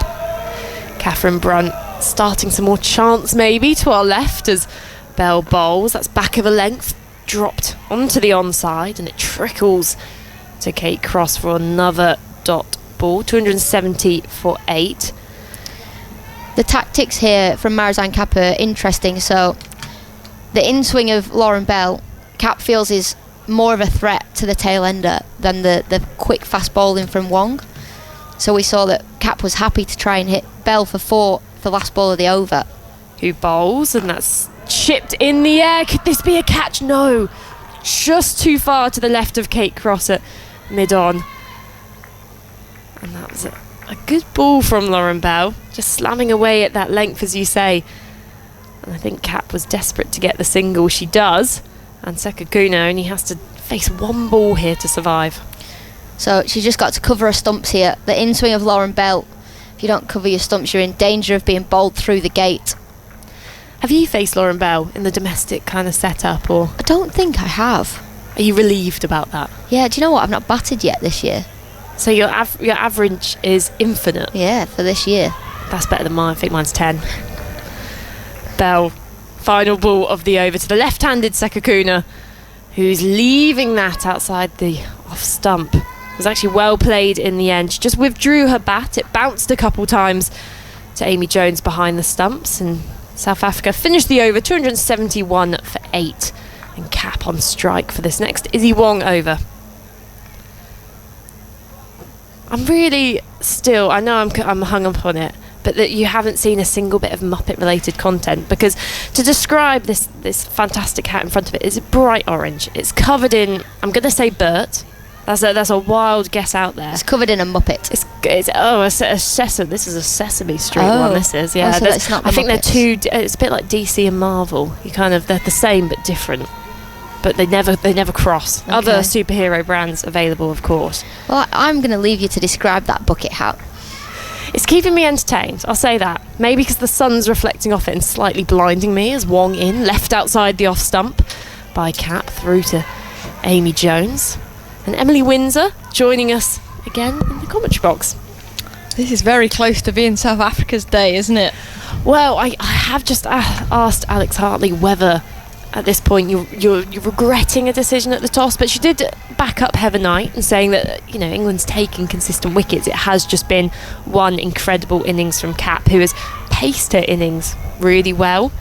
I think she's played the bowl as well and definitely targeted the inexperienced ones as Wong bowls, and that's full wide outside the off stump. Cap plays an expansive drive but misses it, and Wong smiles to herself as she knows she's won that mini battle. Yeah, absolutely, and I think it has been a phenomenal knock from Cap, but there's been some good innings supporting her. Bosch is one of them, and although not many of the other batters have scored big runs, they've stayed out there with Cap, which has been important. Cap has obviously been the main run scorer, but the partnerships they've built, which is important, have been good. Wong into Kapu, that's a Yorker, and then she just drops the ball down into the ground by her feet. It's well played in the end. 271 for 8 now. I think for me as well, this is a real test for Izzy Wong and Lauren Bell. Long day in their field, stood on their feet all this time, coming back to, if we compare this to their opening spell, you can see some tiredness in them. Wong past the umpire, bowls full again and through to Amy Jones. She's really testing Cap on this wide outside the off stump line and just almost luring her into that false shot. But yeah, it's a new challenge for them. They're two young, exciting fast bowlers, and I have been really impressed with what I've seen, but I think it is something new for them, their bodies to be with. And you think Catherine Brunt, Anya Shrubsole, if they're here with the new ball now, they're landing the ball on a 10 pence piece on a length and really building some pressure as well as those wicket taking deliveries. Wong in, full outside the off stump, and again a missed shot from Cap through to the keeper for no run. I mean, Catherine Brunt, I think, is enjoying her time in the stands greatly. Of course, we'll have Anya Shrubsole with us for days 2 and 3 of this test match, giving us some insights into her bowling strategies and her time as a player coach now at the Southern Vipers. But I think for me, those two, it's the experience, which is why they have that extra consistency. They're both phenomenal cricketers, and we'll see these bowlers grow into that. Wong bowls, full driven through her legs, down the ground by Cap for 4 runs. A fantastic shot, textbook cricket. She moves on to 149 now off 209 balls. Completes what was a good over from Izzy Wong. South Africa 275 for 8 now, and just storming towards that 300 mark, which we saw in the warm-up games would be a competitive total. Yeah, absolutely. That delivery wasn't even that full from Wizzy Wong. Caps out of her crease. She just waited for it, and that's about as good as they come. That drive, straight drive down the ground. As a batter, she's probably seeing it like a football now, and she's shown it in that last shot there. The partnership, 48 from 66 balls as well. So they're scoring at a quick rate. Caps doing the majority of that, but England need to find a way to get another breakthrough. Lauren Bell continuing then from our commentary end, bowling to the left-handed Sekakuna, who leaves outside the off stump. And this will be an interesting matchup between these two, as we've mentioned. Lauren Bell bowling sharp away swing now to the left-handers. Yeah. And do you know who that I like to see come back on with a relatively new ball is Nat Siver. I thought she was threatening early on with that first new ball. She hit consistent areas but was doing a little bit as well, so I hope to see her come on shortly. Bell bowls, and good movement away from Sekakuna, who leaves her bat up in the air. We don't have as many extravagant leaves in women's Test cricket. I'm not sure whether we need a few more tests before we see them, but no Marnish Labuschagnes. No. And I've seen quite a few younger county players emulate that kind of leave. I'm not sure whether it's a mental thing to kind of really remind yourself to get the bat out the way, but a lot of tail enders as well seem to be adopting it. Bit of a recipe for disaster as Sekakune in, and that's left alone as well. She's playing a good game here, Sekakune, and supporting her partner at the other end, because it could be quite tempting with this line Lauren Bell's bowling to have a slash and hit into that wide offside, but there's no fielder in the deep. Great option this from Lauren Bell. Now changing her angle. She's coming round the wicket, which I think is a good option because it was just too easy for Sekakune to just leave those. Wind billowing through her shirt. Lauren Bell bowls and it's left alone by Sekakuna. Another dot ball, 275 for 8. This partnership now 48 runs from 70 balls. Lauren Bell still getting that swing away from the left-handed batter with the new red Duke's ball. The well-stitched red ball. But she just needs to adjust her lines here slightly, get Sekakuna to play and have those slips in the game. She bowls, and that's straighter. A big appeal for LBW at the umpire, Anna Harris, nothing. Unless she's hit this, I'd be very interested in reviewing. Yeah. Send it upstairs. England 2 reviews left, and Heather Knight signalling the big T to the third umpire, so we will Director, we hear have a the review voice. for LBW. The original decision is not out. I'll take front foot first, please. It's fine. And let's go with front on. So we're hearing the voice of Nigel Long. And looking at this replay, first of all, it was a full ball from Bell. Looks close to the bat. I'm going to need Ultra Edge next, thank you. So we'll be moving on to Snicko to see if there's any bat involved. Just waiting on these graphics. This weight as a player in the middle must be so teasing. So we're looking at Ultra Edge. There's nothing Ball's gone on through the its bat so flat far. line. Ready for ball tracking when you are. So moving on to ball tracking. No bat involved, confirms the TV umpire. And here we go on to ball tracking. Got impact in line, pitches in line, and missing the wickets. I'm going to go back on field.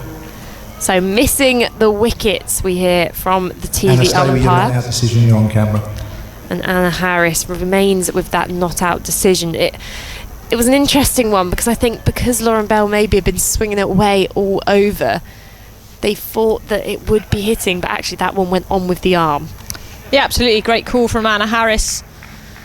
You can see England desperate for this breakthrough, but that one just held its line from Lauren Bell. Good option with the ball swinging away. She's targeted the stumps there. In comes Bell, and that's full outside the off-stump, edged and bounces once to third slip.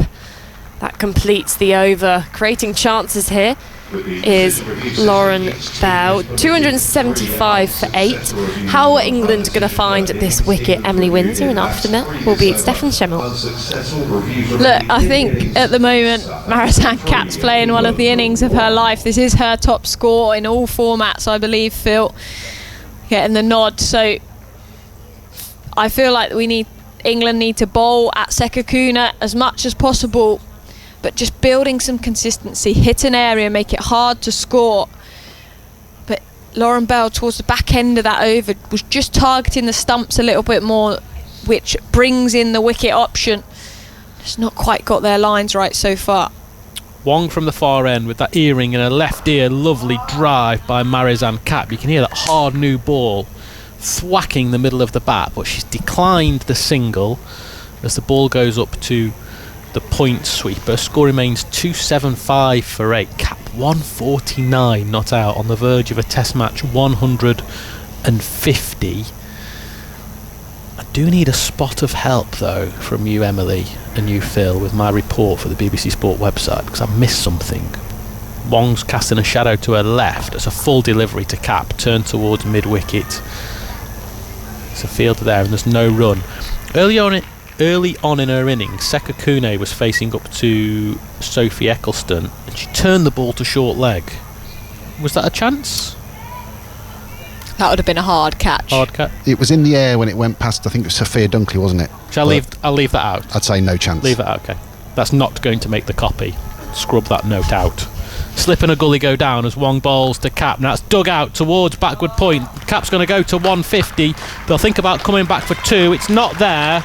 Doesn't matter. Marizanne Kapp, 150 not out of South Africa's 276 for 8. She raises a bat and looks to the sky. She is playing a magnificent test match innings at Taunton, one that has not only dug her team out of huge trouble, it is moving them towards the ascendancy in this match. An exceptional knock, Emily Windsor. Yeah, absolutely. Just how she's gone about it, again, I keep saying this impresses me. Just proper cricket shots, knows when to leave the ball, when to play the ball, decisive in her footwork. She really has played a phenomenal innings. 212 balls, 26 fours. Wong to left-handed Sekakune, outside the off stump, left alone, through to wicket-keeper Amy Jones. I could tell you were impressed by the 26 fours there, weren't you? Only 3 women in women's test history have hit more fours. Now this is the sort of thing that I need to know. In an innings. Right. Elise Perry, 27. Yeah. Karen Moulton, 29, top of the pile. As part of the highest test score, Kiran Baluch, who at 38 in her 242. Save that link. I'll need that for later. Saved, up here. Wong, short-haired, balls to Sekakune, a short ball that Sekakune is really well, gets up, rides the bounce. She's not the tallest, Sekakune, and that was chest high, maybe even throat high from Izzy Wong. Short leg waiting, maybe the gully for the ball that goes off the shoulder of the bat. Maybe England could think about a catcher on the offside. That would have been certainly a chance if there was. Just depends on the length Wong's bowling. With this field, I feel like she needs to bowl slightly fuller to get the slips in play. She bowls to Sekakune down the leg side. It's swinging in to left-hander, but it's already too far down the leg side to cause a problem. It goes harmlessly past the pad, 72 mile an hour, so reasonable pace. End of Wong's over. 87 gone in the day. We can have a maximum of 100, 10 more than a men's day of test cricket. We can go to 6:30 this evening, so we should get them all in. South Africa 276 for 8, Kapp 150, Sekakune 9. These two came together at 227 for 8. So they've added 49 for the 9th wicket. South Africa, I'll keep saying it, they were 45 for 4 earlier on today. Nat Sivers warming up as well. I think this is the right call for England. I was calling for her earlier. Tall figure of Lauren Bell, blonde ponytail behind her. Cat drives up towards mid. Oh, brilliant catch! Tammy Beaumont flying through the air. That is absolutely magnificent. Like a goalkeeper reaching for the top corner, she has plucked that out of the sky, and it was always going to take something special to end that innings from Marizanne Kapp. She goes for 150, and these are lovely scenes because every one of the England players are rushing up to her to shake her hand, to congratulate her on what is a magnificent test innings. Wonderful cricket all round, superb catch from Tammy Beaumont, and the end of a great innings from Marizanne Kapp. South Africa 276 for 9, and Taunton will rise to acclaim Marizanne Kapp. Listen to the applause.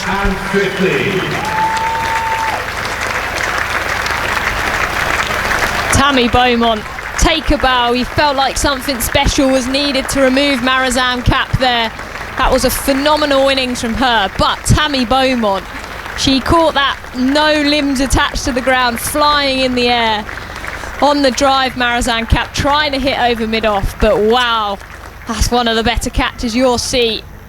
But a phenomenal innings, congratulated by her teammates. She's really put South Africa in a good position though in this test match.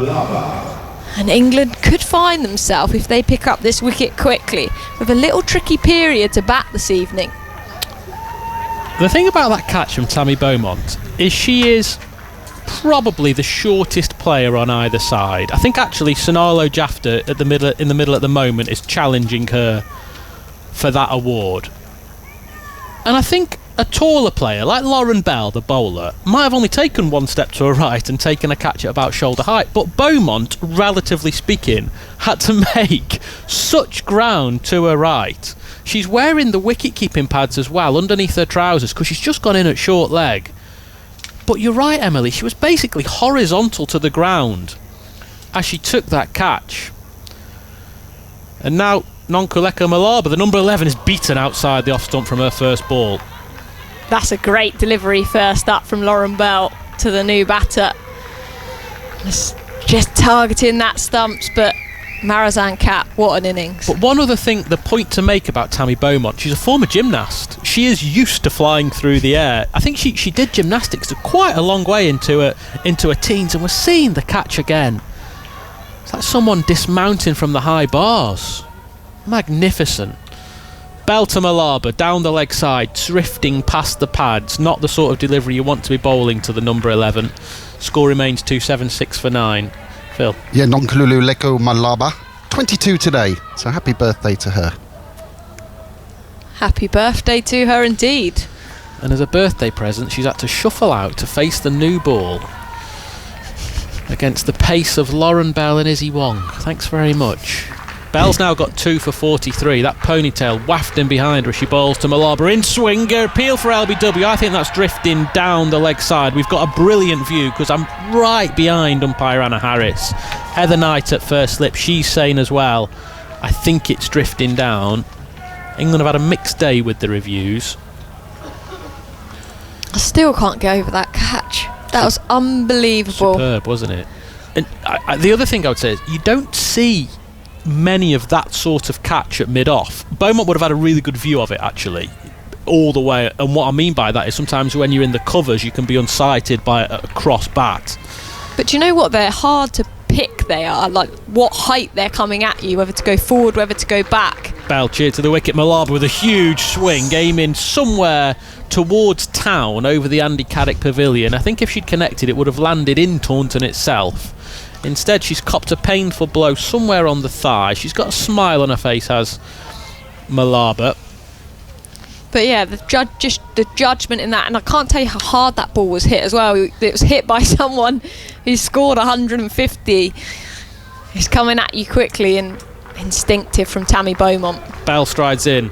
Malaba inside edge. One of the more interesting inside edges I've ever seen because she then raised the bat into the air as if to say I was trying to leave that. She definitely wasn't. End of the over. South Africa are 276 for 9. Malaba yet to get off the mark. Sekakune has 9. Thank you to Emily Windsor. Georgia Elwis, the World Cup winner, is coming to the seat to my right. Phil Long, you've not won a World Cup to my knowledge. I've not, no. You are correct, your knowledge is spot on. Yeah, that 150 for Marizanne Kapp then. 213 balls, as you mentioned, 26 fours. Only 3 women have achieved more than that in women's Test cricket. A few other records for you. It was the highest score by a South African woman in Test. It was the highest score by any number 6 in Test match cricket. And it was the second highest international score of all by any South African. It was just short of the 153 scored in an ODI previously. Essentially writing my report for me, Phil. Thank you very much. It's now 10-6, so if England were to take this last wicket now, they'd be facing about half an hour's worth of batting. Nat Sivers back into the attack. Sekakune The number 10, who's lined it up well actually, watches a delivery go past the off stump with Siver with a medium fast, 3 slips and a gully in place and a short leg. What about that catch, Georgia? It was something, wasn't it? It was always going to take something special to dismiss Marizanne Kapp today, the way she played. But yeah, flying Tammy Beaumont, end of the day, end of a long day. Something the team needed. Sekakune digs out a full delivery up towards mid-off. There was possibly one there because Izzy Wong, the mid-off fielder, is quite wide. Decided against it. Yeah, that's what worries me a little bit now. It almost seems like runs are really going to dry up here, and I think these two either need to play their shots or, well, they need to play their shots, yeah. Siver pumps her arms. She bowls to Sekakune on the hip. It's turned towards Beaumont at short leg. No suggestion of a chance. One thing you would say about Tammy Beaumont, she'll give a good description of that catch, won't she? If anyone asks her, she'll be able to talk you through it well tonight. Oh, she will, absolutely. And even if somebody doesn't ask her, she'll talk you through it. But no, for her to be able to put in, she's done some hard yards in that short leg today, so I'm sure there'd have been tired legs.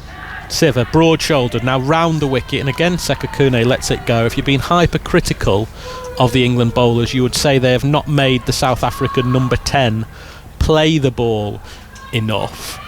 To your point, Georgia, there might come a point, I don't think it's yet, but I think it might be in about 10 minutes time, where South Africa will be thinking there is no point chewing up these deliveries tonight. We would rather have 20 minutes bowling than pushing the ball back. Siver bowls again. Sekakune lets it go, and Nat Siver at the moment is struggling to locate the top of the off stump. And I know this ball is only 9 overs old, but you do wonder if the most likely England bowler to target the stumps is the left arm spin of Sophie Eccleston. Yeah, definitely. I think that's a good shout. And something a bit different with a newer ball. She might get a little bit more bounce. Siver, brown-haired bowl to Sekakune. That is a straight delivery, but Sekakune defends on the walk, pushing the ball out into the offside to Izzy Wong, the mid-off fielder. It's the end of the over. 89 have been bowled in the day, so there are 11 left. That'll be 2 for the change of innings. Yeah, and the last thing Emma Lamb or Tammy Beaumont want now, isn't it, is to have to face a tricky little period of maybe 8 or 9 overs against a pumped up Marizanne Kapp. Exactly. 276 for 9 are South Africa. As you say, Georgia, Marizanne Kapp will be pumped up after 150. Emma Lamb on debut, opening the batting for England in her first test match. I think Tammy Beaumont will be quite keen to have a bat after the catch is taken. 3 slips and a gully go down for Bell. Bowling to Malaba. There'll be an appeal for LBW, but that's not missing, or that's not hitting rather, a second set. A big in-swinger from the tall Lauren Bell. Hits Malaba just above the ankle. Shin high maybe. Yeah, she's just starting it a little bit too straight. Another foot wider outside off, and that'll be the perfect line for Lauren Bell. I like the length she's bowling, nice and full. Hannah Harris has been spot on today, hasn't she? Bell's got her shirt untucked, number 63 on her back, bowling to Malaba, chipped in the air just past mid-off. There'll be a big chase for the fielder out towards deep extra cover. Won't get there. That hard ball pinging off the middle of the bat. South Africa going to 280 for 9. That's a nice shot, wasn't it? That's what we like to see from these two South African batters. I think they're going to have to play a little bit more aggressively. A team up to looking around 300 nearly. It's been intimidating for this last wicket pair. Neither are the tallest, and Lauren Bell is very tall, bowling to Malaba. That's more in swing. Malaba inside edge. The way I would describe her batting is that she puts her feet in a position, they do not move, and she tries to play the ball from the exact same position regardless of where it is pitched. So the previous ball that she hit for 4, Lauren Bell managed to locate the exact correct spot on the pitch for Malaba's off drive. Anything else though seems to be something of a struggle. She raises the bat towards first slip. This one's hit her on the pads. Bell, like you say, Georgia, is just starting a little bit too straight for the in-swing. There's 2 deliveries of the over remaining. We've talked a lot about Tammy Beaumont's catch. Head towards the BBC Sport website and app to see a replay. All the highlights of this game on the iPlayer from 10 o'clock tonight. Of course, highlights of the men's test where England have won today and this evening as well. Bell outside the off stump, too wide this time. The swing not coming back, as it's ever thus, isn't it, for the swing bowler? When you look for the magic ball, it drifts down the leg side. When you set it in the right line, it doesn't swing. Yeah, that's typical, that, isn't it? Wouldn't mind a little short ball here from Lauren Bell. She's gone full. Tammy Beaumont's waiting there at a short leg. She can get it up to the chest region. Long shadow to Bell's right as she bowls to Malaba. I think that's gone through her legs. The in-swinger that Malaba... She's almost using the ball as a dance partner at the moment. She's doing well to evade it. 90 overs gone. South Africa 280 for 9. Lauren Bell, as she walks down towards her fielding position at long leg, she gets a pat on the back for Alice Davidson Richard. South Africa 280 for 9. Listeners on BBC Radio 4 long wave are now leaving us for the shipping forecast.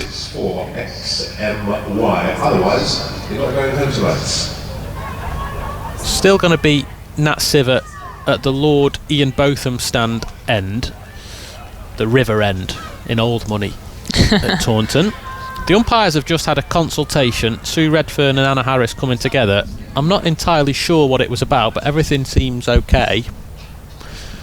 Siver's bowling right arm round the wicket to Sekakune. That's a straight delivery. It's pushed into the offside. Emma Lamb, thinking about opening the batting, moves to her left to do the fielding, and there's no run. Score remains 280 for 9. Is that Catherine Brunt leading that singing? She is, isn't she? Away to our left, in front of the flats, Nat Siver's wife, Catherine Brunt, is leading a sing-song as Siver bowls. Short delivery from Siver is guided into the gully region by Sekakune. Now, who is Catherine Brunt sitting with over there? Do you know? I think Katie George is over there in a bucket hat sat next to her, and then I think some of the other family and partners are over there as well. Well, Katie George looks like she's just come from Glastonbury underneath that bucket hat, which isn't far away from here, and we're in the Glastonbury suite. That's our commentary box. Siver bowls outside the off stump to Sekakune, and there's no run. Catherine Brunt, she's retired from Test cricket. She's the wife of Nat Siver.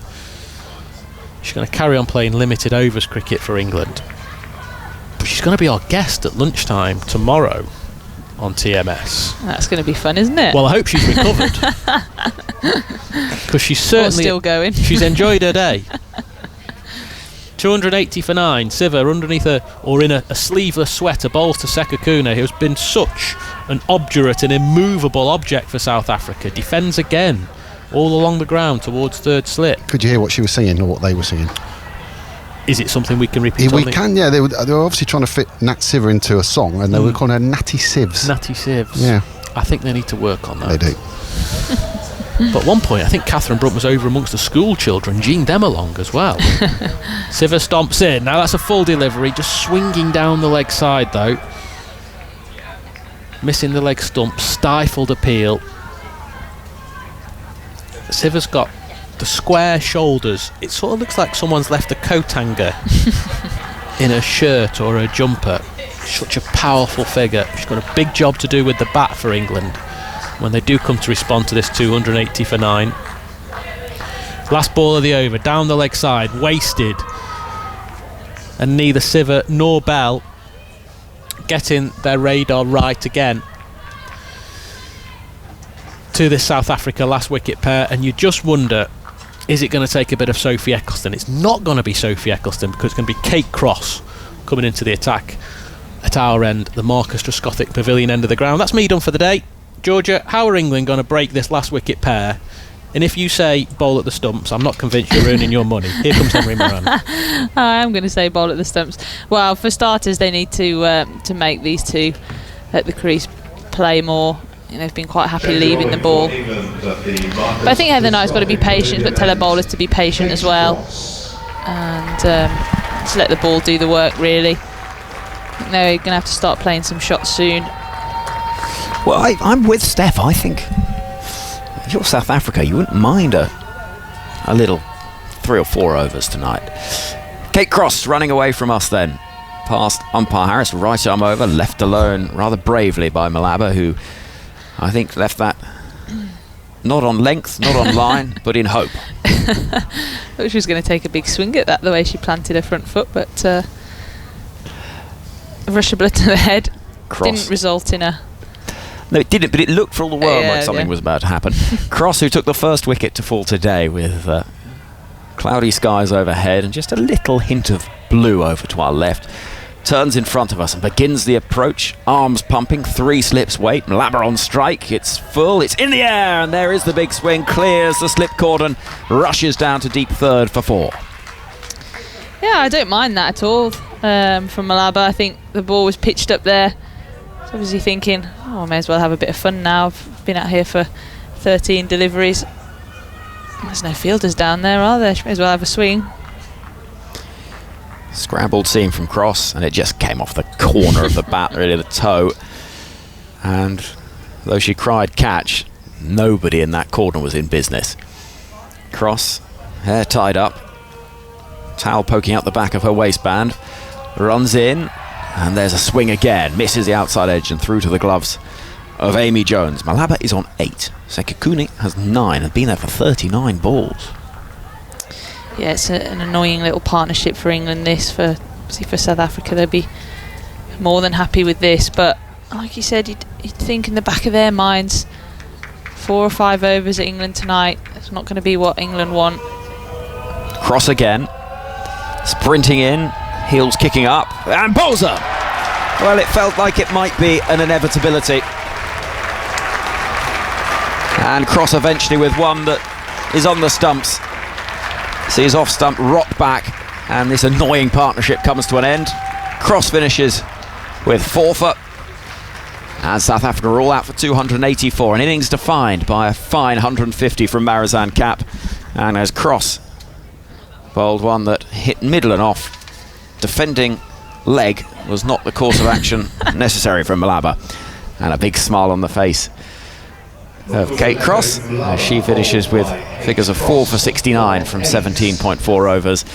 And I feel like that's a score that leaves this game in a really interesting position, Georgia. It does, doesn't it? I think as lunch, England would have been the much happier of the two sides, but as the day's gone on and the ball has stopped doing as much, the pitch has flattened out, South Africa have cashed in, and that innings from Marizanne Kapp, 150, has really given South Africa a total now, and it's going to be a tricky little period tonight, I think, for these two openers. I think, they face about 6 overs, 5 or 6 overs, and yeah, you think Marizanne Kapp will still have that adrenaline pumping from that innings, and be looking to charge in at the England batters this evening. Well, the umpires are heading off the field, as are the England fielders. Play is due to finish at 6:05. Oh, well, hold on a minute. Play due to finish at 6 o'clock.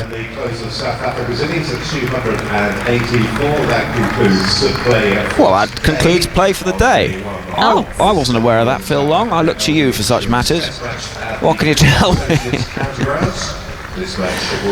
Well, play can go as late as 6:30. So why isn't play going until 6:30 when there's a 10-minute turnaround? Unless they need to be unless the gap counts a bit like a rain delay, but surely not. I think it's because the final wicket has gone after 6 o'clock after the scheduled close of play. Cricket. But this is why we love cricket. No, it's silly. I think. It's silly. The amount of cricket that's been played in this room and nobody's got a clue. Nobody's got a clue. They can play until 6:30, but they need to be playing at 6 to continue until 6:30. They were playing at 6, and then they weren't playing at 6:04. But they would be playing at 6:14, but they're not, and so they're not going to be playing at 6:30. They're going to be playing at 11 o'clock tomorrow morning. No wonder they were taking their time then. I'm confused. But there we are. It is the close of play. 284 all out. If you've got the answer to that, hashtag BBC Cricket, get in touch at BBC TMS. It's been a long day for those in the field, but England have removed South Africa just after 6 p.m. and Lauren Bell, having taken wickets on her debut, 2 of them, she's now had to go and collect all the towels that are at the far end of the ground. She's heading off the field with a big smile on her face up towards us in the commentary box. Kate Cross, the star of the show, with 4 wickets. And I'll go through the scorecard shortly after all of that. But just in general, our thoughts on the conclusion to things. It feels like, not quite England's day, not quite South Africa's day. Yeah, it does feel very even. I think it had South Africa won the toss and batted, might be saying something different, but because England decided to win the toss and bowled, for South Africa to get up to 284 from the position they were in at 45 for 4, something like that in the morning session. So they'll be very pleased to have recovered up to that total. And I mean, it looks quite flat, doesn't it? We've not seen any spin really. And the Duke's ball did a fair bit this morning with that cloud cover, but as the day went on, pitch has flattened out nicely. So I think both sides will be fairly happy with where they're at this stage of the game, and yeah, it sets it up nicely for tomorrow. What we're hearing from the England media manager, Hen Cowan, is that because the wicket has fallen after 6 p.m, he's hearing that is why play has been ended for the day. It is a wonderfully bewildering sport. Somewhere in the MCC laws will be 0.2, 0.3, 0.4 somewhere. We'll say exactly why we're in this position. But either way, on a day where, in theory, 100 overs were due to be bowled, 91.4 have been bowled, and though we could have been playing for another 25 minutes, we're not. So does that mean we have to make up those overs tomorrow? No, because the extra half hour is to allow for overs not bowled during the day that's just gone, but they can't then be added to the next day. I see. No idea what's obviously, Georgia, come on, get with it. Sorry, you knew that rule, did you? Yeah, absolutely. Right then, how did this innings go? Well, Andre Steyn was the first wicket to fall, bowled by Kate Cross for 8, leaving one that hit the top of off stump. Laura Wolfhard made 16 before Izzy Wong took a wicket on debut, bowled with a beauty. Lara Goodall made 10, LBW to Nat Siver on review, and then Lizelle Lee was out for an 8-ball duck, LBW to Lauren Bell for her first international wicket. Surellis, the South Africa captain, made 27, caught by Siver off the bowling of Cross. Annika Bosch made 30, caught by Emma Lamb off the bowling of Sophie Eccleston. And then Nadine de Klerk was out for 9, caught by Amy Jones chasing a wide delivery off the bowling of Davison Richards. England then got a little bit frustrated and bogged down with things. Sanala Jafta hung around for 39 balls before being caught by Izzy Wong off the bowling of Cross for 4. Marizanne Kapp eventually out, caught Beaumont brilliantly off the bowling of Bell for 150. And the final wicket to fall, that of Nonkululeko Mlaba, bowled by Kate Cross for 8, but it was rather extended tail, a little bit frustrating for England perhaps. And Phil Long, what can you tell us? Yeah, the tail and beyond, as you just mentioned. Yeah, 45 for 4 South Africa. From that point onwards, their partnerships were 44, 72, 43, 25, 49, and a partnership of 8 there at the end. So although England took wickets regularly, there were good solid partnerships all the way down to help South Africa get up to that 284. Obviously, it was backed by Marizanne Kapp's brilliant 150, 213 balls, and there were 26 fours within that. As we've mentioned during commentary, only 3 women have hit more fours in a test innings in women's test cricket. In those bowling figures, thank you, Phil. Kate Cross, 17.4 overs, 4 for 63. Lauren Bell, 16 overs, 2 for 47. Izzy Wong, 13 overs, 1 for 54. Nat Siver, 14 overs, 1 for 29. Sophie Eccleston bowled 18 overs, so more than anybody else, and went 1 for 33, so the best economy rate in there, 1.83. Alice Davison Richards was quite expensive to start with, but got that wicket, important wicket as well. Nadine de Klerk, 11 overs, 1 for 39, and Emma Lamb, just the 2 overs, none for 7.